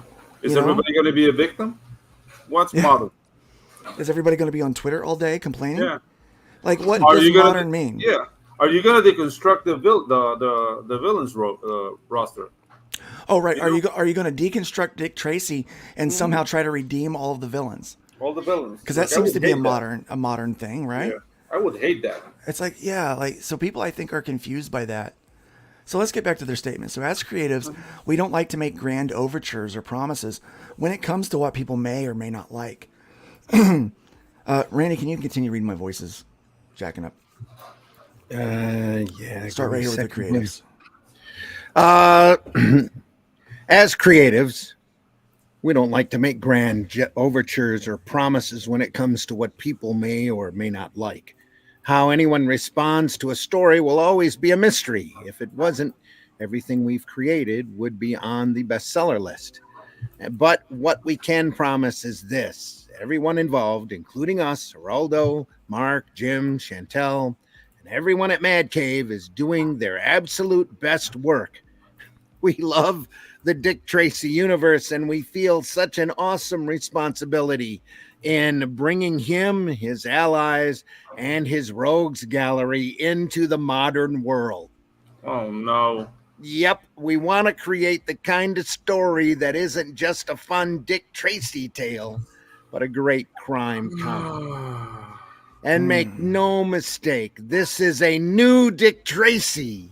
We honor thoroughly the Chester Gold legacy, stone, but we never ape it. We've spent our lives studying and absorbing all the canon, but our aim isn't to replicate the past, but to carve a path into a bold new future. He's gay. Inspired by works such as L.A. Confidential, Criminal, The Untouchables, and other noir-infused fare. Our goal is to make Dick Tracy feel as timeless as he's ever been. Join us on this journey into a day for the world's greatest pulp comic detective, Dick Tracy. You won't regret it. I'm going to make two predictions here. Dick Tracy is gay, and he owns a Taiwanese bakery in this story. 6 variant covers. Here's what I worry about. When they say timeless now, there's a demasculination, emasculating of the culture. Yep. Al, do you have something to say? You look like you have something to say. I understand why it's called, it's a modern world Dick Tracy is because in this world, Dick has lost his dick. Yeah, exactly. Dickless Tracy. However, here's some great news for dedicated fans and collectors. To launch the debut #1 issue in a big way, Mad Cave is offering 3 additional #1 cover variants through comic shops. Cover C from Sean Martinborough a cover D blank sketch edition that aspiring and established artists can use to create their own interpretation of the character, and a second retailer incentive cover featuring art by industry superstar Dan Panosian. Wow. We're excited about Can Dick we just Tracy. go back to the fact that Al just almost killed me? Okay. All right. I survived freaking COVID, and this guy. He's gonna murder you. One day on the panel, and he. Oh my gosh. We're excited about Dick Tracy and hope you are too. Dickless 2024 will be an explosive return for the iconic detective and his Rogues Gallery and Mad Cave Studios. Appreciate your support.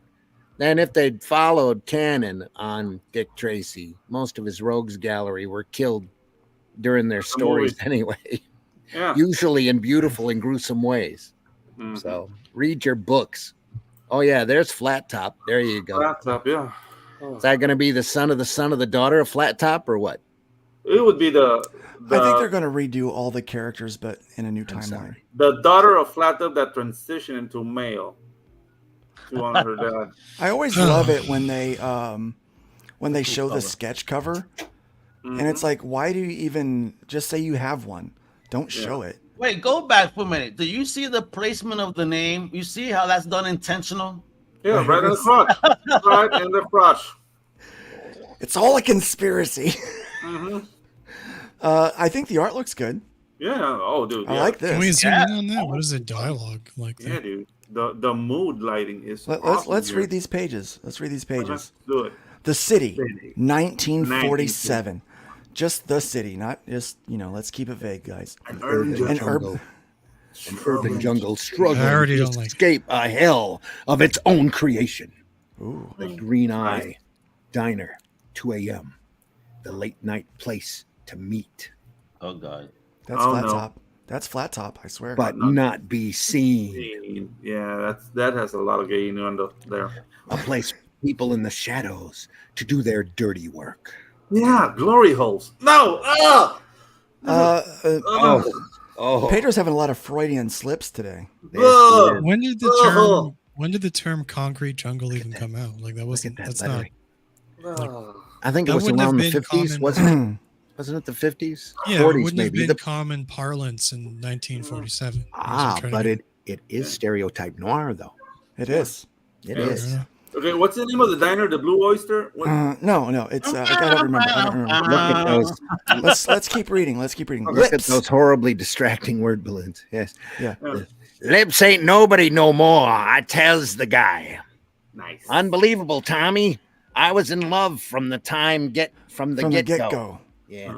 The tramp can fence it. Let me ask, all right? Drop a shot of whiskey in that coffee, will you, sweetheart? Sweetheart.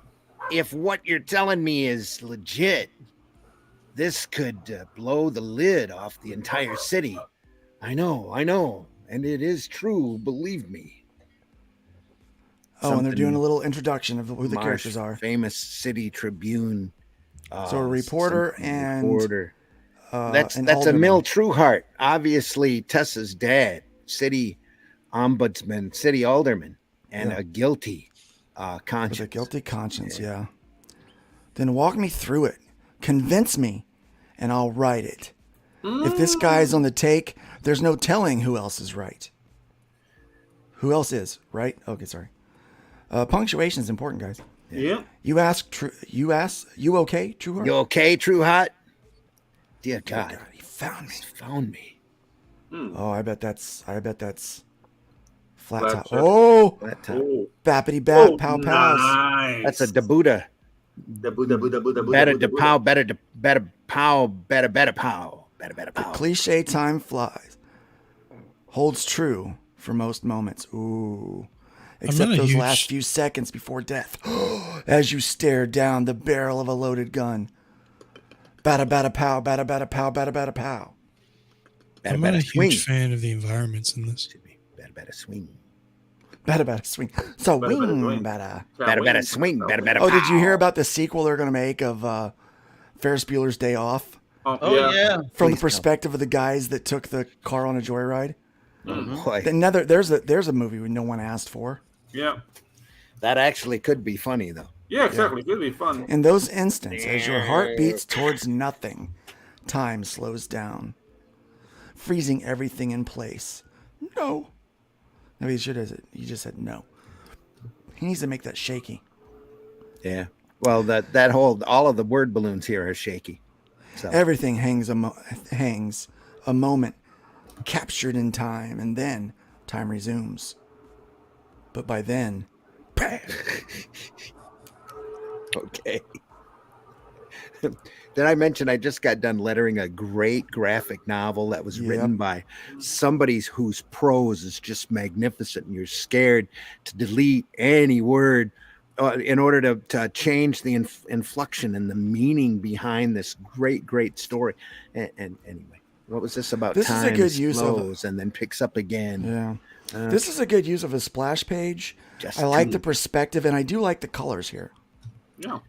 It's a simple palette, but I like it. The big thing I enjoy is that somebody really enjoyed Paul Gulacy's work when he was at his height. Yeah. That's what they consider noir. That's good. Okay. Yeah, I like That's the okay. fact that the colors are It's muted. all right.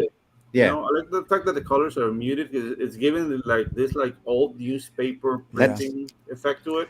So there's that's something talking using, positively about the work, by the way. Well, I don't know if you guys can see this, but the shading is done with a brush that has a texture on it. So they're not doing the typical cutting or airbrushing. They're actually brushing. Yeah. The shadows and the highlights on, and they're only they're only using like a single color or two. So they're actually doing a very good job, and it adds that texture, which gives it more of a grit, and I like that a lot. You really saw it on that splash page. Yeah. What a mess. You got that right, pal. You got that right, pal. Well, Here, I thought the war was over. See, yeah. The war was over, see? Yeah. Yeah. Now what's a no good pencil pusher like Marsh doing meeting with a city official like Trueheart? What could they be talking about? Nothing good, I can tell you that. Nothing good. I ain't no detective, Bill, but guys like Trueheart don't sit down with a reporter in the wee hours to talk about the Marshall Plan, you know? Right. The only time you talk to a reporter is to cover your ass or stir up some shit.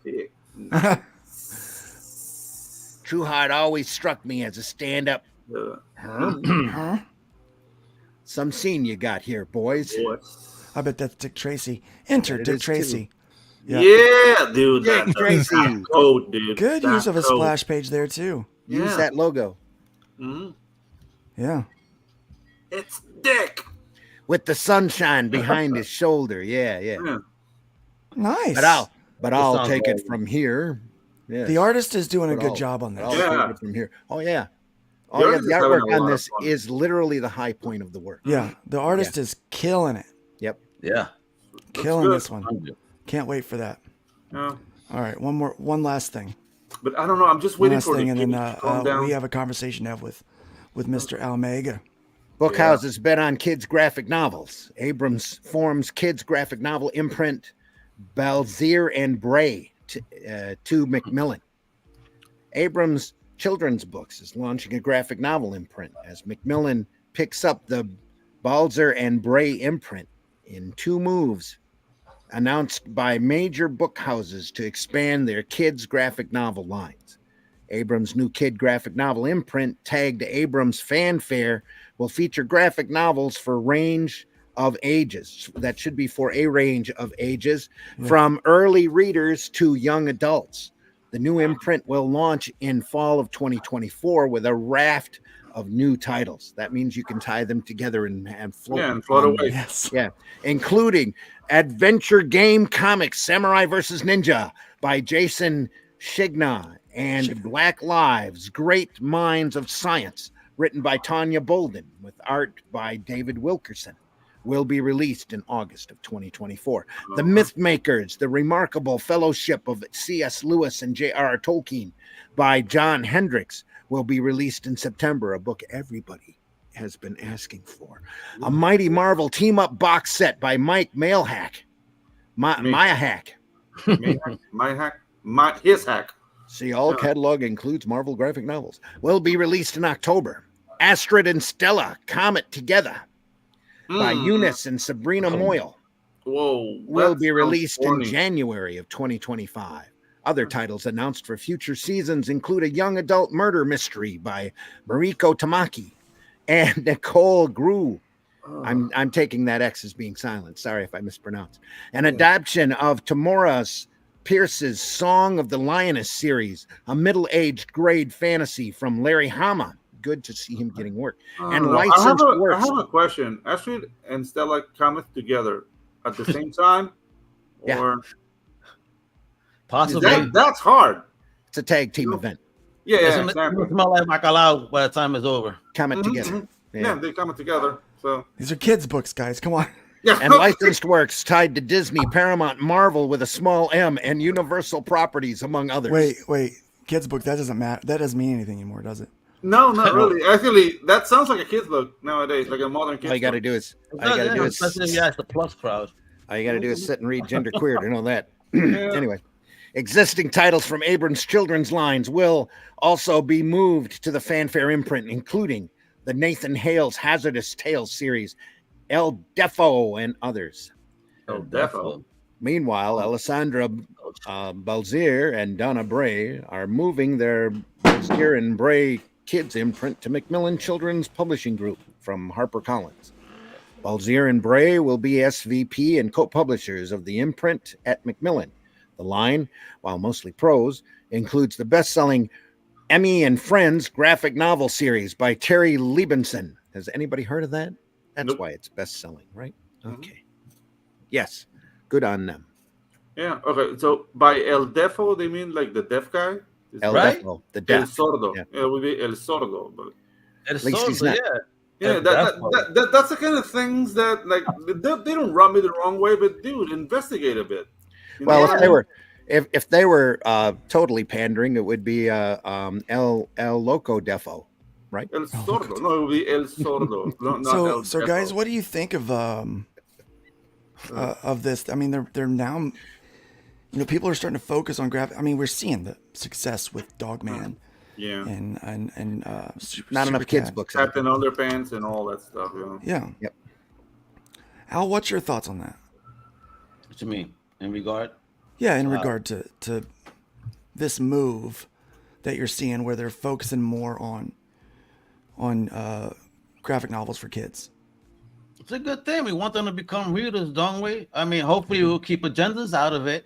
But yeah, it's a great way to, put this in kids' hands so they could become lifelong fans, because they got to have access somehow. Because again, if these are going to be these type of books, you know what? They're going to be in a school library where the kids are going to have access. They could become fans that way. I mean, nowadays, what kid goes to a comic shop really, unless their 40-year-old plus dad is dragging them? You know what I mean? Yeah. So I think it's a wonderful thing. Let's cater to them, and then as they get older, they're gonna find their path and hopefully lead into indie. Find the big two, whatever comes first, and go from there. In today's generation, I think they're more likely to find indie before big two, because of how kids are growing up. Yeah. So I don't know. Like I think kids nowadays there's a big movement about the young going for vinyl and CDs. Like they're going for material stuff. So it might be a good move on somebody who has like an entrepreneurial mind to do the same with books, because everybody's like, no, webtoons is the thing. Like people like to grab onto things. So, dude, this is our job, really. Like, and that's the thing. Like, maybe Marvel's going away, maybe this is going away. Things are changing. Maybe there won't be any Diamond. Dude, that's a business plan that's old as bones. And that doesn't mean like if they go, comics are not gonna go. Only those companies. The medium's still here. So dude, let's keep on working, man. I gotta comment on this. I don't want comic books for young kids. I want comic books for young to teenage boys, specifically designed for them, because I feel they're being pushed out. the market entirely. Everything geared towards them with healthy role models, masculine energy, anything that's positive for them is completely just decimated. It's gone.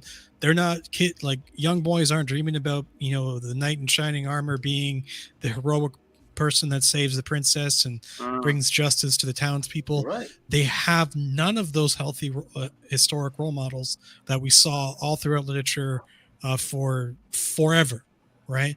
None of that is no more comic books for kids. I don't care about that. Young men need something is what they really need, Yeah, but look at the company that's making the one for kids. I mean, they kind of always kind of geared for where they're working for younger age groups. I mean, let's put. Of course, I'm all for pushing for material that does empower us as men, please, because we do not have that material. It's bad to talk about being a male, having strength, being protective, wanting to be how dare you? Oh, I'm strong and independent. I'm good for you. But at the end of the day, it's like, if men stop doing everything they do and shit, the world will stop. Literally. Yeah. It's very true. It's very true. It's all a conspiracy plot to stop democracy anyway. Speaking of men doing what they do, Al Mega, like I said, Mega is not just a name. It's a lifestyle. It's an aura. It's an aura. Yeah, baby. So for those of our watchers today, or those that might come across one of these shorts or come across the stream at some point that don't know who you are, please give us a brief history of how you got started in the comic book business. Well, I've been a lifelong fan, till I was 8 years old, and I picked up my first comic book at an airport, Crystal Warrior #2, fell in love with the artistry, and then, when we came back from PR, a baby brother was about to be born, and Mama would tell me, hey, if you take care of the kid, I'll bring you some books. What do you want? And I remember saying, hey, anything cool like last time. So she would bring me home Savage Sword, Conan, stuff I shouldn't be reading, but I fell in love with. And that started me in my past. So growing up with the homies back in the day, we always thought one day we're going to maybe do a comic book shop or something. Well, somebody had to take the initiative, right? But when I took the initiative to start building everything, the economy collapsed, 9/11, all that stuff started happening. Like, oh man, what bad timing. So I put it on the shelf for a bit, right? The idea, I try to do cons, I had inventory, but it wasn't the thing. Life changes, moved to Massachusetts. This is circa 2014. And I look at wife, like, what do you think I should do here? She goes, you should become a TMZ of comics. I'm like, I don't want to talk crap. I want to promote positively. We got to show love to all these amazing creators, because not for nothing, growing up as a kid, comic books took me out of dark places, being able to read, get away, not hear arguments, for example, and fights or whatever drama was going on, So this is my love letter. So 2014 came. Let me start learning how to make a web page. Let me start learning all this stuff, how to build a team and whatnot. So here come along a couple of publishers that I started mailing to, hey, this is my plan, how do you work on reviews? We would love to review your stuff. So I started building bridges, being cool, not going to be negative, this, that, the other. And that's how we went from there. And next thing you know, years later, I've built a wonderful team. I had people bring me into the world of podcasting, which I didn't even know what the hell I was doing. And that was circa about 2018. Yeah, about 20. Yeah, that I really started getting into it. I didn't know what to do. Somebody said, I'll teach you. I said, all right. Only took a day. And I said, oh, crap. All right, now I know what to do. Let's go. Yeah. So let's go to love to comic books and indie, because that's always been the focus for me, because I know so many wonderful independent creators that are so damn talented, but not had the opportunity to expose their work or something. And I'm not saying I'm the biggest person in the world, but whatever channels I got are going to be open to everybody independent that's trying to build a dream, because I know how hard it takes to build one too. Yeah. So I met you in 2015. I had just started this nugget of an idea for a company. I wanted to get published with a book that I was doing. So late 2014, a friend of mine passed away who was working in the comics industry. And he was fairly young. He had some con crud, got sick, and passed away.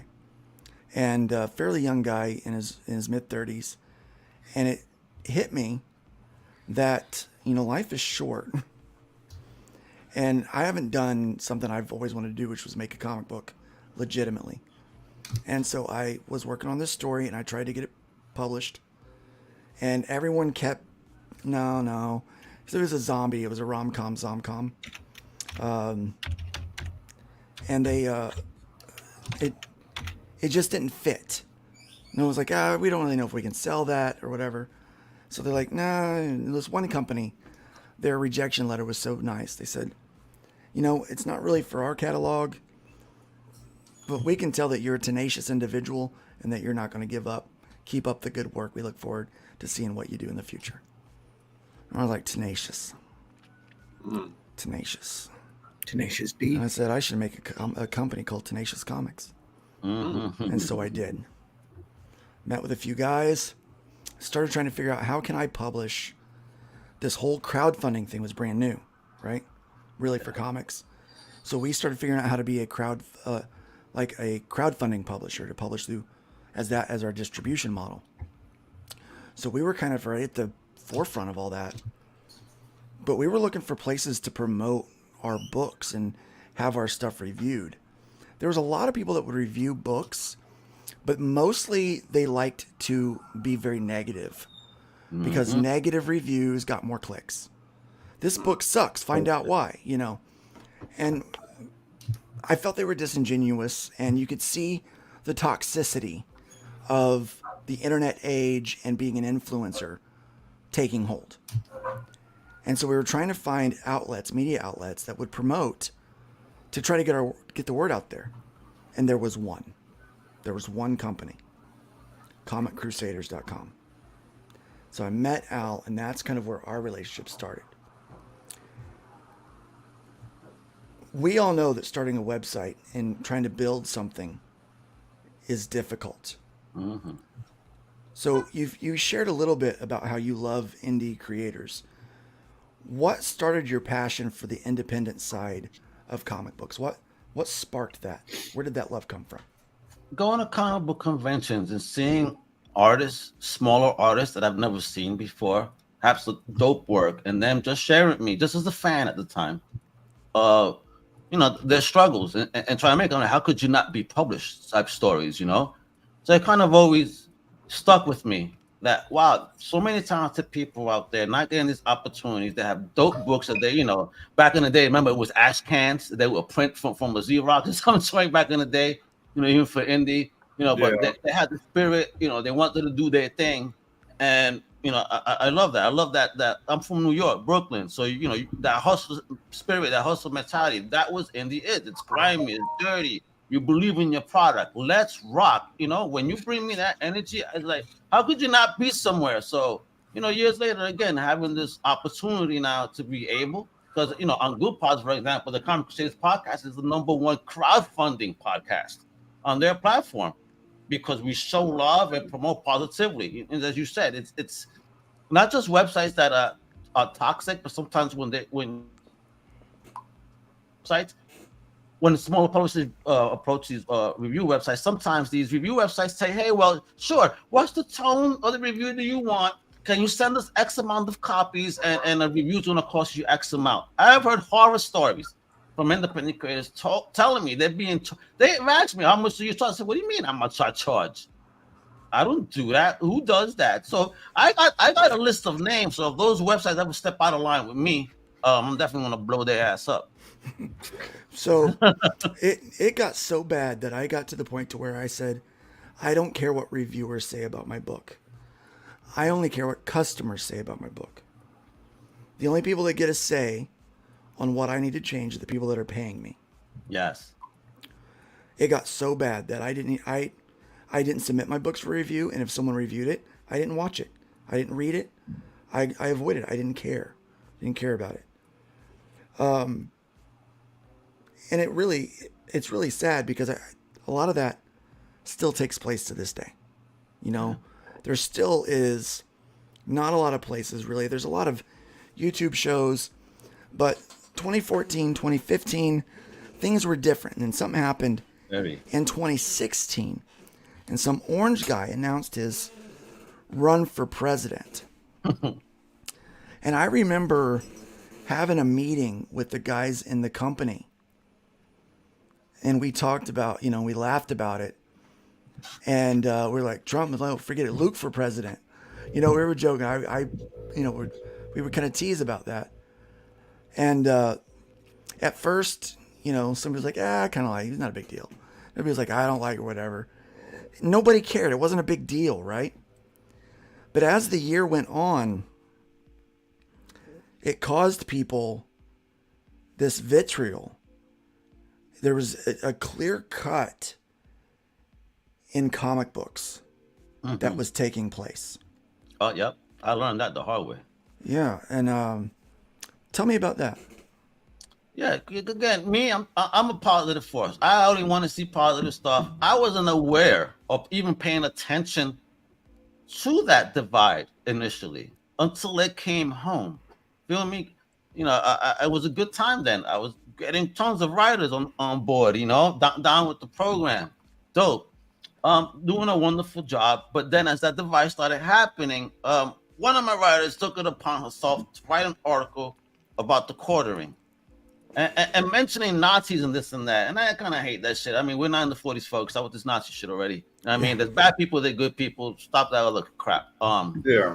And so she wrote that article. Oh my God, the heat that came our way, and I'm like, what is this? What are they talking about? So, apparently, I had woke members on the team that not that they're woke, but they have their agendas or their beliefs that not that I not aligned with mine, but rather I'm different age, different circle. Not everybody could be you, just don't force shit down my throat. You feel me?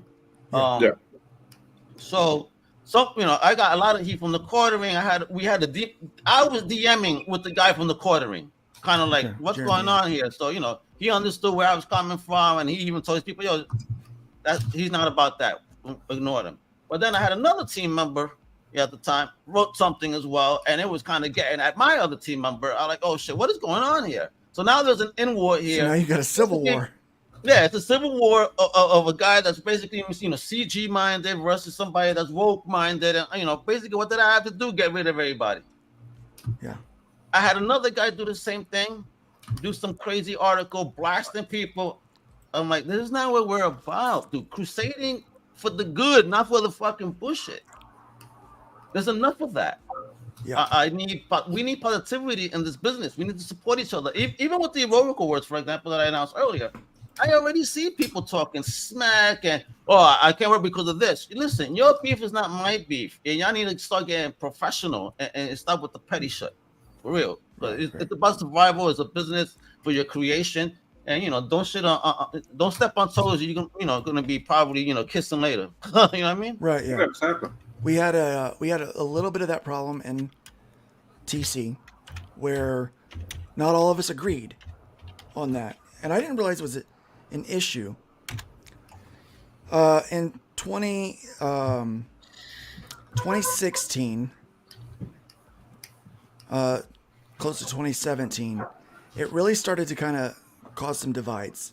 Oh yeah. But we had a guy that worked for another media magazine or website that would come in and he would help.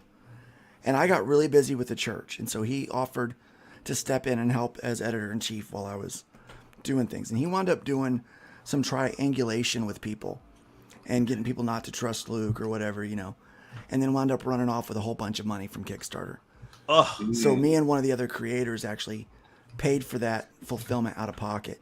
I took the brunt of that, paid a lot of money, a couple $1,000s out of pocket to fulfill this campaign because this guy took off the money. Struggle of indie. Yeah, and so that was my first. Oh wait, not everyone in this space is good people. He was all about faith and saying and encouraging. Turns out that he was a big snake all the time, and so I was like, well, maybe he's a one-off. And as I started learning that there was more of that, I think the first big hit that I noticed with this divide was when Trump got elected. The day after he got elected, I go to church, and I'm a pastor at this time, and I walk in, and one of the ladies is there, and she goes, "Did you do this?" And I go, "What are you talking about?" did you do this? And I'm like, what are you talking about?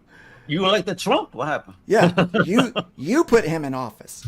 And I go, well, number one, I don't know that I could be solely responsible for that at all. I don't think that was my decision. I don't think that was my decision solely. And I said, and you don't even know who I voted for. Like, you have no idea who I voted for. And that shouldn't matter. She wound up going off some woke stuff on some, and I always knew she was more liberal, left-leaning. You know, that's something that you work with your sheep. But I used to have left-leaning and right-leaning people in the middle at the church. And I noticed that people that used to be more liberal, gone. Like, they just left. They're like, oh, the Christians voted in Trump, so they freaked out, right? And I was working with people in the comic book industry, kind of in this low independent level. And I was told that, well, you know, you really need to make a statement denouncing anybody that is one of one of your backers that is Comicsgate, because that can hurt you in this business. I did the opposite. Because again, I'm like you, Al. I think that's why we connected. I'm a grassroots, I'm a guerrilla warfare kind of guy. I'm a take that, suck it. You know, I will, you know, it's like Steve Rogers, you know, I can do this all day. You know, he's getting beat up in the alley. I can do this all day. I don't care how bad I'm getting beat up. I'm going to fight and I'm going to get back up. Right. Well, I stood my ground too, you know, but again, I don't want that beef. But outside of that, I still know people from all sides. I communicate with everybody.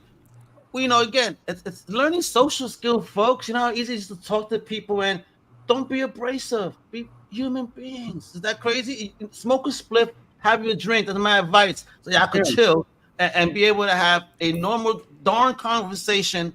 You know, and actually make things happen. Dude. Don't be Steve Rogers. Be Cheech. You know. So let's come on, baby. Hey, let's move up to 2017. The whole Gamergate thing, the whole Comicsgate thing is happening. The SJW thing. I mean, the divide is real. The vitriol is real. It hasn't gone away, by the way. It's only gotten worse. And Splintered. Every time there's a Splinter, people lose money, right? So you have to let people go on your staff. Things are getting thinner there. How are you watching it affect, from your perspective, the business of independent comics from a promoter standpoint? Oh, the infighting. This infighting is horrible amongst independent creators. You know, because again, you work with so and so, I can't work with you. But we're good together. That's kind of stupid. Don't worry who I know or how I even relate. I mean, you know, sometimes they say, oh, yeah, birds of a feather flock together. No, not necessarily. Sometimes for business needs, you're going to work with people who are the best of their craft. And sometimes they may be good, they may be bad, in your opinion. Because again, right, that's also the definition of good or bad on you. It ain't on anyone else. So, I started seeing a lot of divides, a lot of infighting, and I saw the independent community going wild on one another. You know, and those infighting between creators, and then creators getting blocked and muted. And I mean, how is this a productive work environment for anyone? You know, and how is anyone learning or being better? You feel me? Yeah. I don't think anyone got better during that. No, it's just not good. People chill. You know, yeah, there could be differences, but why shit? We need everybody to survive. If you don't like something, don't talk about it. What's the point? What's the hate stuff? It's the clickbaity shit, and I hate that from people. Why are humans so, attracted to negativity? Right. So we got to be a force for positive, Luke. Yeah. So I did the opposite of what I was advised to do, and mostly because the guy that told me annoyed the pants off me. He was a partner that I was working with on a book, and it was the worst working environment that I've ever been a part of, as far as creative. If it was the norm, I would not be doing this anymore. But the reason why I knew it wasn't the norm is because I talked to people that had done this and we're doing this. And they said, no, that's not a normal contract. No, that's not a normal expectation. No, that's not how that works. And I was informed that, Luke, you're being taken advantage of here. You know, this is not good. And so I was like, oh, I'm going to screw this guy then. Right? So part of it was to tick him off. And part of it was, and probably the larger part was ticking him off as a bonus. The larger part was about 60% of the people that were backing my projects identified with that conservative group. Right? They were promoting my book already. That's what CG stands for, conservative group. You got conservative group. And so they were already promoting some of my books on different shows and platforms. They'd invited me on. I'd gotten on a couple of different shows over there. And that's when he was like, you know, you need to denounce them because it's going to hurt your career. And I'm like, by the look at it, I'm getting $25 a page from you because you told me that's what the standard is. When I'm working for them, I'm getting $80 a page, right? So there's a big difference here. I said, and they're buying my book, and all you did was donate $1 to my campaign, right? And none of the people that you're talking about, 40% of these people don't care, and 60% of these people are over there, and they obviously don't care if I have association with whoever, because they still come to back the book that I'm working on with you, and you're an SJW. Yeah. They don't care. They care about good books. They care about decent people, right? Exactly. And good so, story, good teams, good creative projects. That's all that should darn matter. Yeah. So I make this long, like, connected post. I said, look, I stand with you, the people that support me. I stand with you. And if you're Comicsgate, I guess that makes me Comicsgate too, because I stand with everybody. You know, if I'm going to have guilt by association, then I guess that's what I am.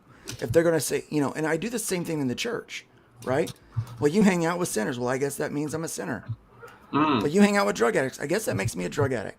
You're hanging out with two Latinos. I guess now you're a Latino. I'm a Latino. Your name is Lucas. ¿Qué pasa? ¿Qué pasa, amigo? Te llama Lucas ahora. No, my name is Gorda. Gorda. La gorda. God damn. Wow, la gorda. Whoa. I picture him now in high heels and all, Gordita Stone. Don't call me Gordita. No. Don't call me Gordita. La gorda Stone. Okay. Gorda Stone. La gorda. Look at El Gorda. So aren't we all Latino? Aren't we all Latino?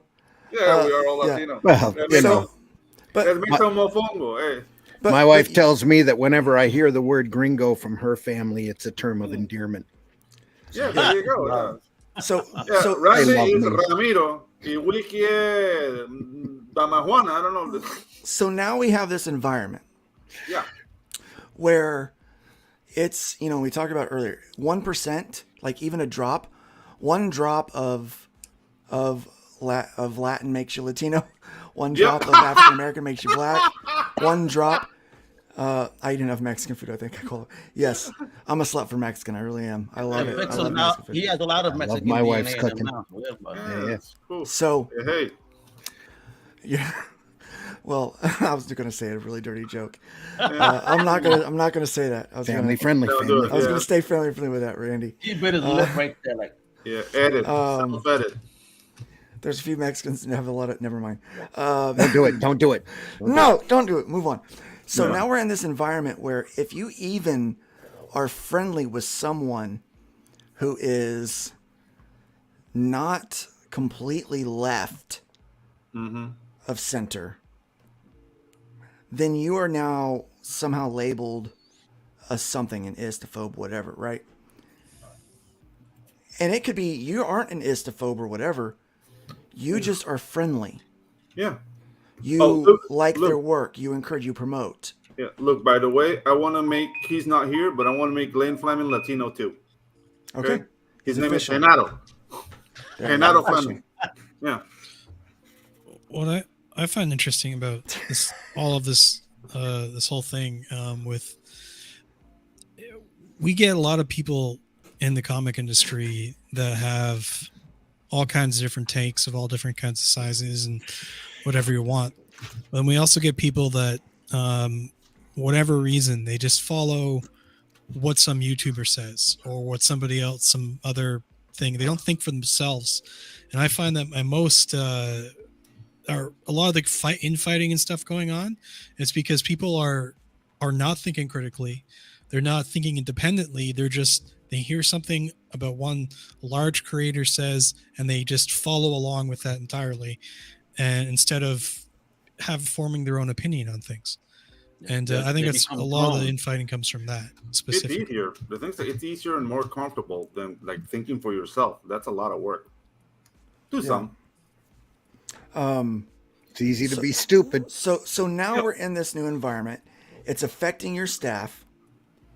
Yeah. How is it affecting the people that are willing to come and promote on your site, that are asking for promotion? So funny enough, there were still projects, but now I had to be mindful, at least for the moment. Like, let's look at their background. Are they negative in their whole background? Because I need a little heat off me right now.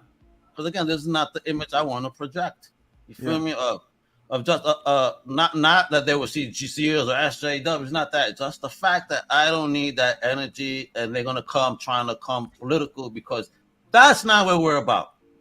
Yeah, that's the last thing I want on my page. Anything political, anything that has to do with these topics. But guess what? I'm here to talk about your creativity. I've had people from all spectrums that have even mentioned certain things. I let it go over my head and just move on about the creation. I'm not here to be your best friend when I interview you, and know about your whole life, whether you're this, that, the other, gay or Republican or whatever. None of that shit matters to me at all, because that doesn't apply to your story. And you run the risk of being labeled, whether you're associated with a group or not, just because you promote someone. And I mean, that's very difficult these days. It's like, oh, well, you promoted them, so you must be them, right? That it can't be just about the art anymore. That somehow it's about the group association, whether that's LGBTQ, whether that's Republican, Democrat, SJW, leftist, Comicsgate, Iron Age, whatever. It just goes on and goes on and goes on. And I remember I was getting ready to promote a book with you, and you said you got some interesting hashtags there, and I was like, yes, I do. You. Like when that happened, because it wasn't prior. So see, it proves what I meant, what I just said. I do check. Yeah, you're like, that's dangerous, and I go, I know, but they're buying my books, so I promote those guys, and I still support it. Yeah, don't matter. Yeah, and that was great, and but there was very few outlets that when I just made that association that, look, if I'm, if denouncing them, turning down their support when they've been so supportive, is what you want, I'm not going to do that. And if not doing it makes me them, then I'm them. When that happened, I had an editor quit, and I had outlets that I would normally go promote to shut off to me immediately. And I actually had one guy say, "Oh, I didn't know Luke was a bigot. I always thought he was such a nice guy." And I'm like, "My God!" I'm like, I'm not a bigot. Yeah, your character even gets hurt, as a person because of that association. Not just your creative process, but your character. Now they assume, and again, you say, what they say about assume, all right? Yeah, they make an ass out of you and me. Exactly. Dude, I've been called a black Nazi, pineapple head. All kind of stuff. And dude, like, I live in Latin America. I've seen dead bodies for real. Like, you think somebody on the internet talking about me is gonna? Well, I mean, we're now getting to the point where we're calling black people white supremacists. Yeah. And it seems like this spiral keeps going. And people that have ideology, either on either side of a culture war, they're in comic books, right? So a lot of them are in the indie side trying to run the culture war from indies, but we have a lot of the SJWs in kind of the what we would call corporate comics that are trying to fight a culture war there. Yeah. What has been the biggest impact you've seen the splintering have on the comic book industry as a whole? Even that, creative talent and the rise of the golden age of the independent creator with crowdfunding, seeing so much talent no longer create new things for the big two. Back in the day, we were seeing tons of new things pop up, right? Even in the early days. And I'll give you an example like the Green Lantern, right? When Jeff Johns was doing it. Shit, we got a whole spectrum of colors and a whole bunch of new characters and stuff going on. But as this argument started going on, for example, creators didn't want to create no more for those big two. There were these arguments. I mean, look what happened to the guy that's considered the godfather of CG, right? EVS, right? Amazing artist. But political things, started taking hold, and then media companies started listening. The creative companies started listening to media narratives. Oh, let's push these agendas and pushing these narratives and not respecting fans anymore. So yeah, I started seeing that, and again, seeing the rise of indie, which made me more excited. I said, okay, and that's when even I realized. Big two's no longer for me. They're not going the route that I want anymore. Even when I tried the Conan, for example, they try to bring Conan to the modern age. That doesn't work. Like what you guys are worried about with Dick Tracy, right? Doesn't fucking work. Thank God the Howards was smart enough to pull it and take it to Titan. And Jim Zub is kicking ass over there. That's what started happening. Don't change things, but they started doing the changes. But that also liberated creators. So again, we started seeing creators kick ass. So out of the negativity, a lot of good came. But now we're seeing creators out there kicking ass. People that were indie once, so now I see somebody mentioned earlier. The tide is changing a bit.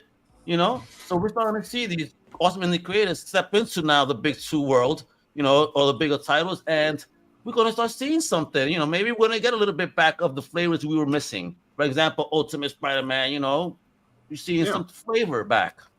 Dude, you reminded me of that diverse sort of Conan. Like, I remember that 80s movie, Zorro the Gay Blade. It was kind of like, even though Zorro the Gay Blade was an awesome film, but diverse sort of Conan, no. Just don't go there. I am not eating my nails and I am not picking my nose. I have a callus on my finger. That's a musician thing. That is bugging me. That's bugging me. So I'm trying to get the edge of the. It's just every time I touch something. A doctor will consider that you're masturbating on air if you're doing that. Yeah, that's called grooming, man. That's called grooming. You're grooming yourself, Luke. Yeah, so I'm picking that. Yeah. So I'm picking my nose. It's gone now. So I'm good. Yeah, I've been picking my nose for like 15 minutes now. That's why he doesn't have whiskey is picking his nose. Yeah. Picking deep. So got to keep the resistance up. Yeah. So we've gone through these phases. They were talking about all these great characters like Fantastic Four, Hulk, X-Men, all created in the 60s. And then we had another surge of great characters created in the 90s. Well, I think they're great. Some of them are great. Some of them are great. Deadpool. I like Cable. Screw you guys. I like Cable. Okay. I hear some people all the time. I hate Cable. Stupid character. Dumb name. I'm like, I get it. You don't like name. I think he's a cool character. I like him. Cool. Some new X-Men came out. Gambit came out in the 90s. Let me see who else. Image Universe, Malibu Universe characters. Malibu, all that yes. All of that. Poof. Spawn. Not 90s, around anymore, though. Yeah. Right. And then Image. And then another lull, right? And so it's about every 30 years. Right? And so guess where we're at? 30 years. At the mark. So it's another age of creativity.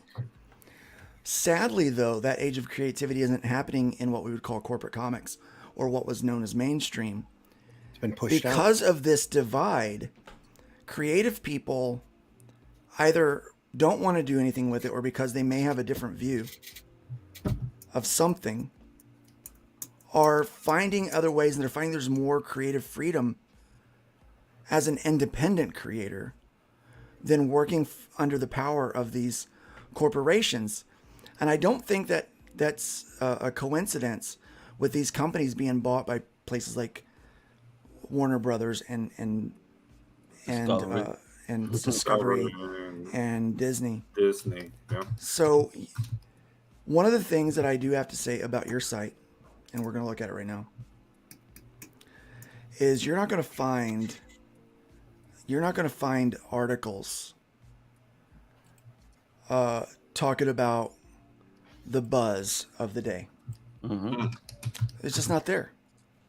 I scoured your website trying to find one where it's talking about like 10 ways to retain your boyfriend and stuff, or just something that would be like, you know, so and so is making a book, and can you do it? You know, like the comic news here is strictly kind of review stuff and preview stuff. I really couldn't find any opinion stuff. The clickbaity, opinion-y stuff, yeah. Yep. Nope. It's not there. Why? My opinions don't matter right now. You know what I mean? If I want to do that, I could do that on a podcast, and I'll say it where people could see it. It'll come from my mouth. You know what I mean? You know who wrote it, who said it. You know what I mean? On here, again, I just want to promote, show people what it is, what's popping, you know, what you're getting into. Check out our reviews, our podcasts are here. We have columns that try to educate people because we've had, you know, creators on our team that wrote awesome columns step by step on how to do things. So why not? Like, what was it? Outside the Panels is one of them. In these, we used to, you know, look, forget. This is like a story. That was Chris Buse, and he breaks down the industry going from back in the day. You know what I mean? Yeah. Good columns, actual columns, educational, not opinionated, educational. We're here trying to, you know, teach and improve.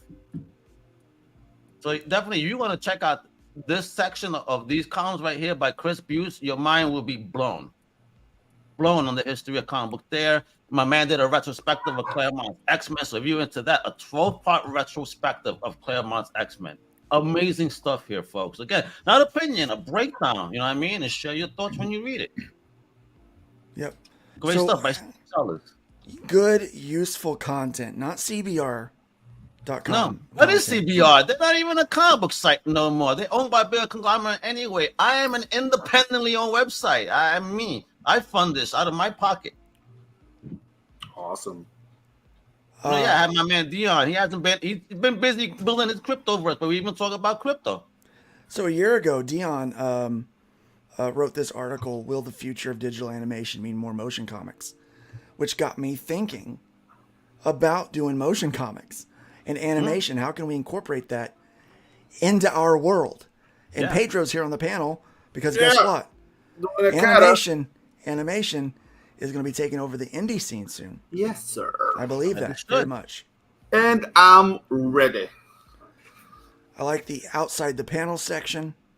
Yep, web comics. Yeah, I've Kickstarter. Some of these, unfortunately, I had an internet problem, a hack problem that I had to fix. So I got to go back on these and put the images back. But the words is there. And Sal kicked the ice on that too. That was early days of creation, you know, in the crowdfunding space, like Luke was talking. So this guy was basically sharing his journey.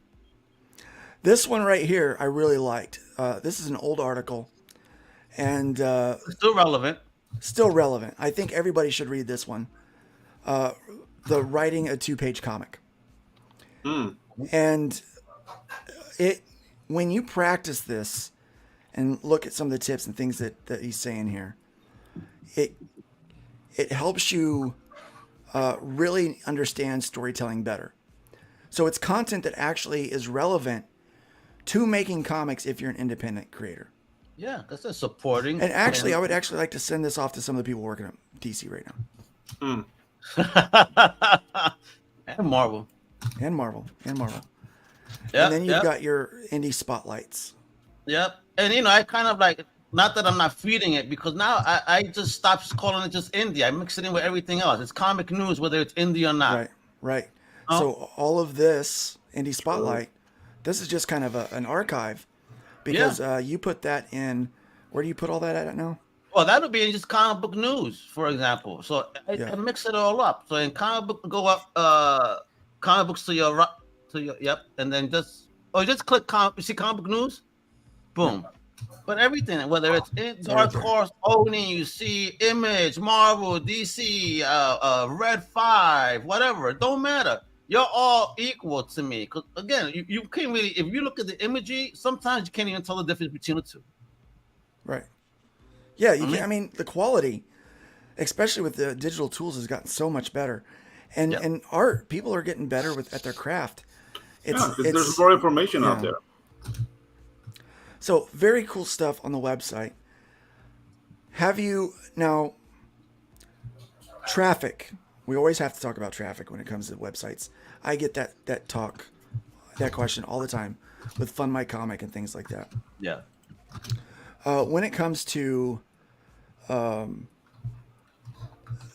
know that the site used to get a lot of traffic. Over the course of the trends of all the things happening in our culture that affected comic books, and going from the, having a couple of articles that were antagonistic. Let's call them what they are. The first article antagonistic, the second one antagonistic. They were that's what they were. And how has the traffic trends been throughout this whole journey over the course of the last 10 years? A real roller coaster. Obviously starting slow, picking up, especially at the height of, like you mentioned, the CG, SJW. I had a huge team of writers. I mean, there would be specifically 2 days that I could post nothing but reviews because I had no space for the news because everybody was submitting shit, So at that time, traffic was absolutely amazing, and then the drama started coming. Then it went up and spiked and goes down. So right now, I'm actually at a very nice growing pace again. People are clicking, people are interested. You know what I mean? So I'm happy. I think that helps because of the doing the podcast. Spreading positive energy. People get curious, they go check. Now you do a lot of conventions as well. I love them. Yeah, you love them. I got a great one coming up. Scroll down the screen a little bit. That's my next one. Tell me about down. Right there, boom. Okay. Indie Comics Creator Con, baby. That's the next one. Nice. Powered by Comics Wellspring. So let me ask.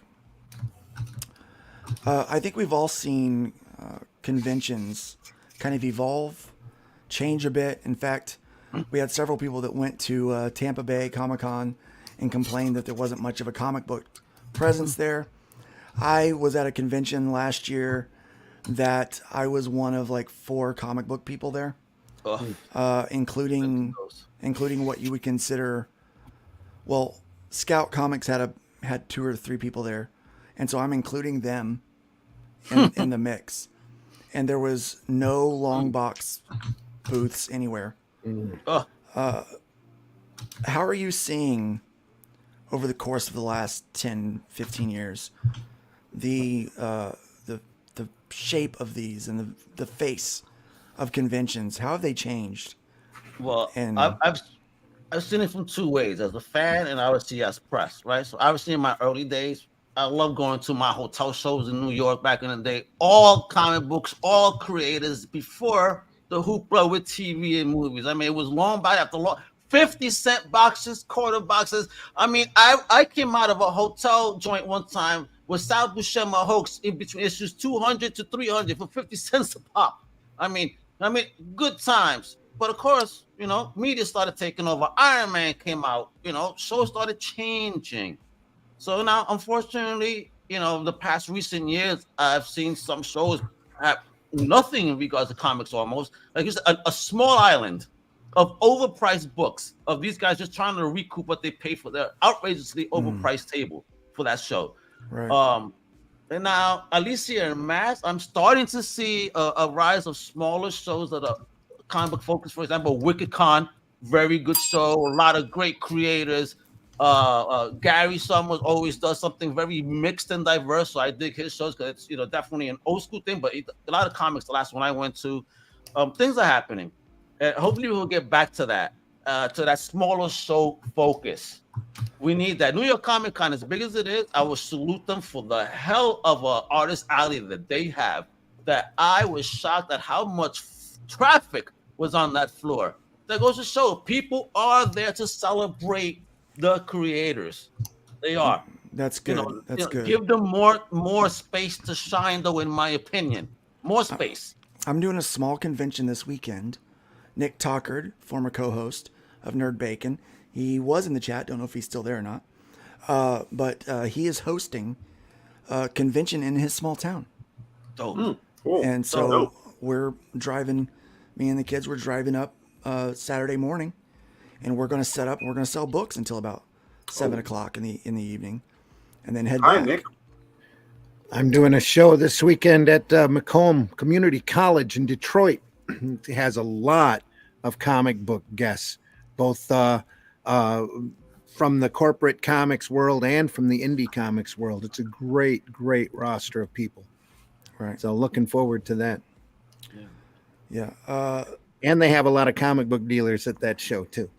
So yeah, but again, hopefully they do, because going back to what Luke was saying, that's I've seen comic book dealers get very low in quantity and see more product. The darn Funkos are all over the damn place, which I'm tired of seeing. Yep. I wish they would bury them all. But like you said, there's a big resurgence in one-day shows also that have become more like paper conventions, where you see the guys or the dealers, I should say. It's not all guys. The dealers are set up with paperback books and comics of all forms and all ages. It's just great to see again. Yeah, agreed. Most of that's free admittance, or $3 or $5 to get in, just to cover, usually in a VFW hall or a Knights of Columbus hall, just like the old days back when you the best dollar boxes ever in those VFWs, baby. Absolutely. Hey guys, I gotta go. I got birthday compromises. That's fine.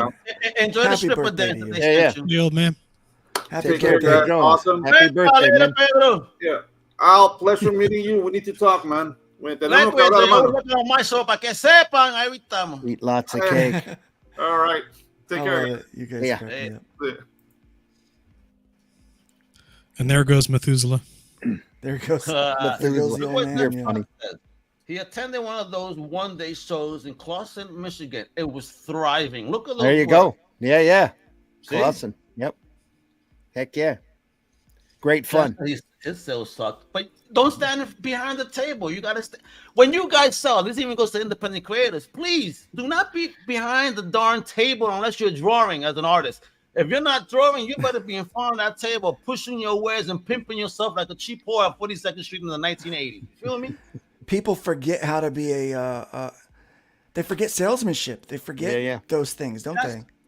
Yeah, I mean, people are trying to personality, energy, bring people over. I did a convention, Royal and Comic Con, where I was basically giving away stuff. I was the loudest MFer on that aisle. That I inspired every creator because I was in front of my tell your people, sign up, it's free, whatever. And they saw how much traffic I was getting, and they weren't getting anything. So all of a sudden, the kids started, "Yo, guys, come over here!" And I looked at them, told you. Then I saw down the aisle another one, and they're all like, "Yo, you inspired me. Let's see who's louder." I said, "You're not gonna beat this Puerto Rican." Yeah, but people markets, get out there. Do not be afraid to sell your wares. You're there to sell, not just the book, but yourself. People want to know who the person behind the project is, not just, it's a dope book. Who are you? Who is the person that made this book? Right. Yeah. And I'm seeing more of that too. I think in the wake of all of that's happened, people care about the creator as much as they do the creation. Yes. They want to know who they're supporting. And, I think it's definitely changed a lot. Obviously, we've seen that there's less money. There's a lot of people that's walked away from comics because of all of the drama. Like they've just departed.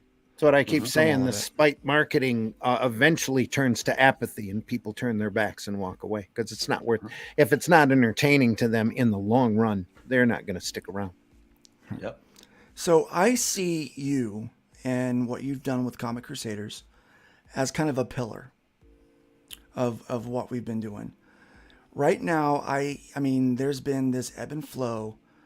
We've had the initial break. They were talking about Whisper networks and no, you're crazy. Then it turns out the Whisper network was real. And then it turns out there's not just one, that everybody's got a Whisper network, and there's tons of back rooms where people are conspiring against each other. And it happens in independence where, don't work with that guy, don't promote this girl or whatever. And they, all this stuff working out. And I'm seeing people just get fed up with it, with poor storytelling from both sides, agenda-ridden content from both sides, late content from independents on both sides, more concern about all of the cultural drama, and people want their escapism once again. They want to get back to being able to lose themselves in a story that is not their workday. That is not their problems. And I'm seeing that creators and fans alike are starting to look for outlets that are keeping their nose clean from all of that stuff. You've done a good job of doing that. Thank you. I believe that we will get to a point where platforms like yours, platforms like Fund My Comic, publishers that don't give an F, like Arrow Comics or Alterna Comics, and some of these other ones that have just tried to stay out of, look, we're not picking a side. It's all about good books. We don't care if you're what you are, who you are. We don't care who or what's between your legs. We don't care about your opinion. All we care about is your storytelling. How good of a book did you make, right? The product. Everything's about the product. People even telling me, even music, for musicians that are incarcerated for things. I mean, it was still a fire track. I'm still going to listen to it. And, that person ain't, for example, pee on me. You know what I mean? So, I don't. Look, I'm fans of certain people, and I don't like their books. I don't think they make good books. But I'm a fan of that individual. And there's certain people, I'm a fan of their book, but I'm not a fan of them. It's like, well, you're a piece of crap, but you make a decent book, right? And I think that's okay. I think, there's only a couple of instances where a person's persona or personality will make me not support their book if it's good. And that's if, they're obviously pedophiles, if they're criminals, rapists, they do that kind of stuff. Anything they would talk about on Law and Order SVU, those guys, no, they're not. I'm not going to support those guys, right? Because I don't want to give them my money. But anything else, time, even. Time is also money. Right. Anything else, I don't really care so much, right? I'll buy a book that Mark Brooks did a cover for. Did you see his rendition of the Apocalypse Rogue? My God, it's fire. Yeah, I mean, he does a good job every once in a while. Sometimes he phones it in, right? And sometimes he doesn't. I don't care. Rob Liefeld never mailed me my book. I'm still waiting for it. I don't hate the guy, but hey, where's my book? Oh, I don't think you're ever gonna get that, baby. There's some people. I mean, you're never gonna get it. And so, you mean traced? Well, we do know the one guy that traces and works regularly in comics. What's his name? Traces the porn pictures. Oh, the Prawn. Shit. Somebody will know the name immediately and pop it in the chat. I know they will. Let them do it. Yeah, they'll help me out. But yeah, so these people work on books. Greg Land, thank you. Yeah. Greg Land, yeah. Yeah, he's not a, but people still hire him. He's still working, Yes, they do. And people still buy the books he works on. And if you like the story, it doesn't matter. Maybe he won't be tracing. He won't be tracing soon enough with the advent of AI and shit. Don't you worry. Right. So let's talk about that for the next couple of minutes before we head out of here. So AI, we're noticing that there's articles that are written by AI. Yeah. We're noticing that people are producing more comics and comic related material with AI. I just saw a post the other day that I commented on where someone was angry that their prompt was used for a different picture, which was basically the same picture, and that it got more impressions than their original post did. And they were upset that they didn't get credit for their prompt. Jesus Christ. Now we're going to start copywriting prompts? I feel like I'm taking crazy pills. Yeah. I don't promote violence I don't like the idea of promoting violence. And I'm saying this is a joke, but people should just beat the crap out of them. I'm kidding. Right. I mean, I just want to kick him in the face. I'm joking though. Right. I mean, all I heard from him was, I'm not a smart man. it's like you're literally using a stolen art. Yeah. It was taken from somebody else to make that art. Yeah. It was sourced, little pieces. Yep. From all of these different source materials. They didn't get credit for it. And you want credit because you made up some words to make the thing do a picture a certain way. Some of these can't even believe this is a conversation we're having. Yeah, the gall, right? I mean, it's already, like you said, pieces from other places. So what are you doing? I mean, I use AI way differently. Like, for example, just to break up my podcast, upload it, let it do the shorts, get my notes and timestamps down. I think that's a wonderful tool for a business end.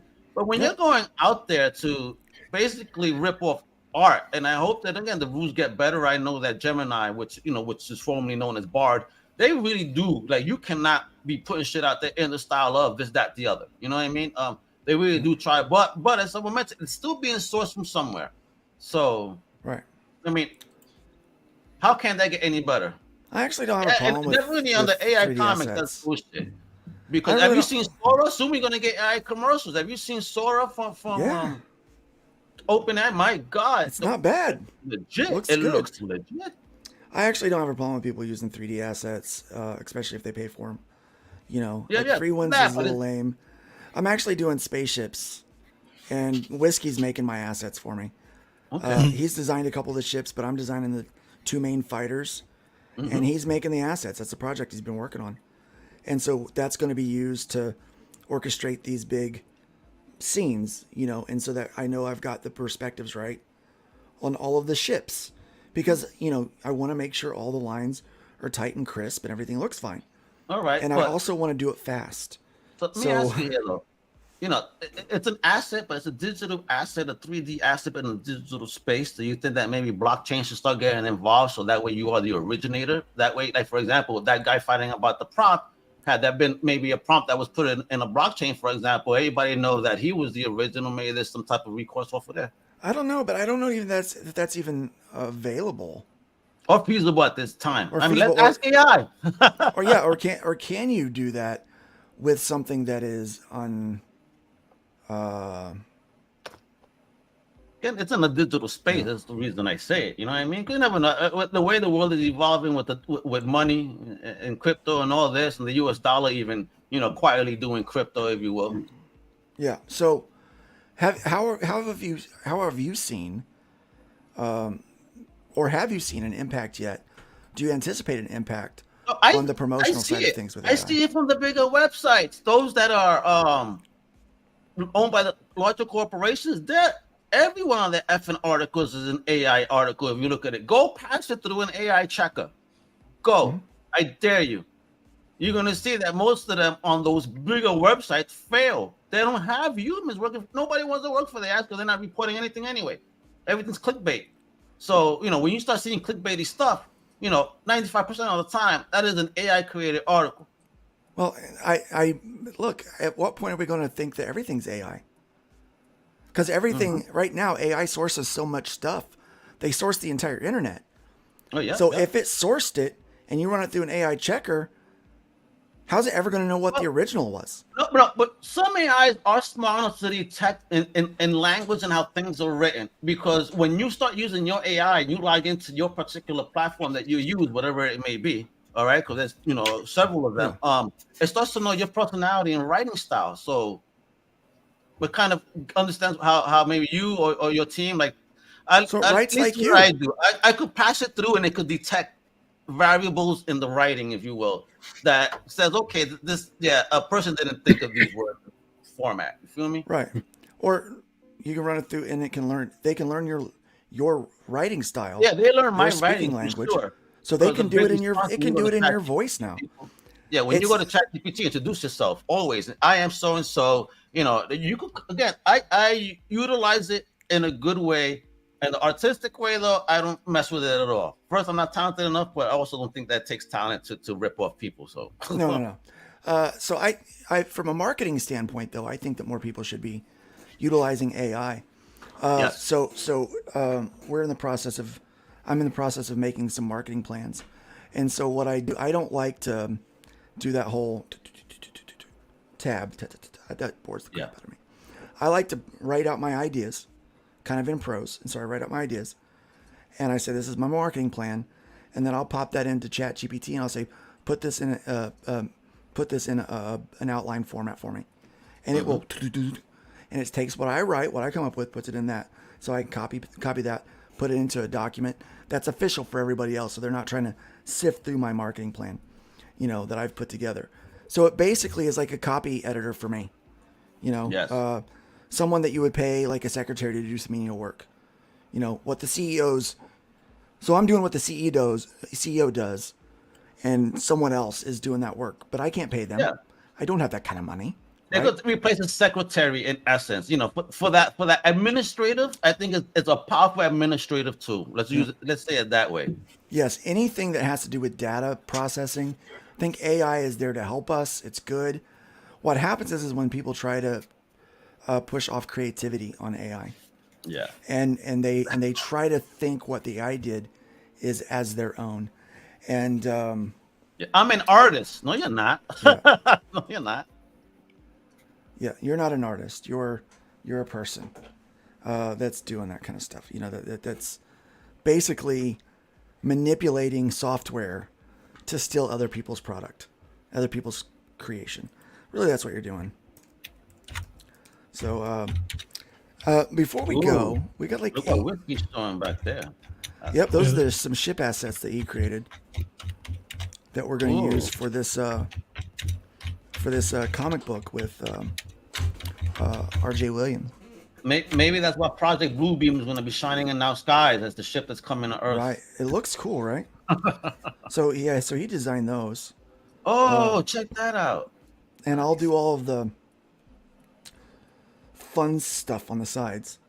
And these were done specifically to be simple shapes and stuff like that. So Luke can do all the rendering and all the fun detail. And he's got all the assets and because all I want is I want to be able to copy, throw a bunch of them in a space, organize them the way I want, and then figure out my perspectives.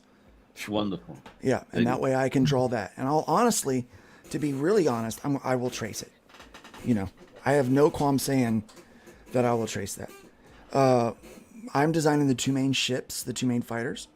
So going back and forth with RJ to get the design that we want. And then I hand that over to Whiskey and he builds me the ship in 3D so that I can rotate it around and then draw it from there. Mm-hmm. And so if you're using things like that, those are tools that make the job easier. It's like boxing something or trying to take photo reference, but there's no such thing as photo reference for a spaceship that you don't own, that you don't have. And so I could easily do the perspectives, but then there was going to be differences in the ships. I'm not going to be consistent with it. Now, I want consistency in these spaceships. Yeah. That's my whole goal, is because I want those battles. I mean, we got Mike Barron editing this thing. Ooh, legend. Right? So I don't want to F around on the art. Yeah. When we've got Mike Barron working on it, I want to make it, it's very Star Warsy of, Star Trek, kind of in that space battle sense. And I want to get it right. I want to get it right. And before 3D, what I would have done is I would have made a model sitting in front of me. I would have made a model, and then I would look around, hold it up to draw the thing, take a picture, photocopy it, light box it. There's all those different tools that we would have used. Wally Wood talks about all those, right? He was a big proponent of all those things. So I'm not opposed to using the tools that we have to our advantage and making it a part of our workflow. I'm opposed to it replacing creativity. Mm-hmm. I think as reference art, it's even if you're tracing or whatever, it's perfectly fine. These aren't this isn't the what do you call it, the snafu with the reverse. We're not taking somebody else's assets. We're creating the design. RJ came up with the initial concepts of what he wanted. I designed the ships. All of it is artistry, right? There's nothing copy and pasted about any of this. It's going through sure, like I designed the model, whatever. I mean, like it saves Luke, like as Luke said, doing like 300 hours putting together a plastic model and sourcing all the bits and paying out the butt for it, right? So yep. So yeah, it's but you use all these tools to your advantage and things like that. Yes. Especially when it comes like you're doing your menial stuff, speeds up your day. What I think that people need to know though before we go, we've got 3 minutes, is they need to know how they can get a hold of you so that they can promote their books on your platform. That's easy peasy, folks. All you guys got to do is visit comiccrusaders.com. I got forms there, or follow us on any media platform because they're all right there as well. Follow us on social. You can hit us up there, DM me. Let's see. In the podcast on the very bottom, you got to scroll down that list and want to be a guest. Boom, right there. It has a form. Fill her up. Or if you'd like, you could even just go ahead and DM me. Follow us on, Twitter, Instagram, on YouTube. It's Comic Crusaders World, but Comic Crusaders is locked down everywhere. Again, we love indies, not just my show, Comic Crusaders Podcast. I'm the live one. Johnny does recorded shows, but he's in the UK, so we can also help expand you guys into the, UK market, through outside the panels with Johnny Hughes. So let's say I want to have my ad shown over here. Yep. How do I go about doing that? Just contact me, hit me up, and we talk. Because I won't say here, but for indie, I love indie, and I bless them with deals galore. Don't you worry. You've always had indies back, and I do appreciate that about you. You've had a lot to the conversation today. You've had a lot to the conversation. Thank you for having me. Thank you. The bacon nights out there with y'all thing. Let me tell you, when I was waiting in the green room and just seeing the bacon sizzle, I was wishing I could smell it because I was getting hungry. So right now, you guys are in the mood for Baconator. Yeah, I'm definitely in the mood for bacon. I'm always in the mood for bacon. It's lunchtime here. It's been a great show. Thank you guys for being here. Make sure to find Pedro and wish him a happy birthday. Whiskey, once again, thanks for being here. Randy, thanks for being my co-host. You're welcome. Lending your wisdom, expertise, and killer narrating voice. Great Lakes Con tomorrow and Saturday. Find me. I'll give you a free comic. Yes. Hey. I will post about the con that I'll be at here in a little bit for this Saturday. Check out Fund My Comic. Check out aerocomics.store. And I'm going to play the ad, and then I'm going to run. And then I'm going to run, guys. We got to go. Take care, everybody. Great seeing you guys. Take care. Be careful. Holy shit. That is the craziest thing I have ever seen. And I'm Dennis Quaid, and Dennis Quaid has seen some shit. Yeah. Let's be careful out there. Let's be careful out there. We had a 187 at the 7-Eleven on the corner of 4th and Main. Two Caucasians of the male persuasion put a bullet through the cashier's brain. Moving on, I see a 211, half a dozen 459, 2 AEWs, a GTA, and several miscellaneous crimes.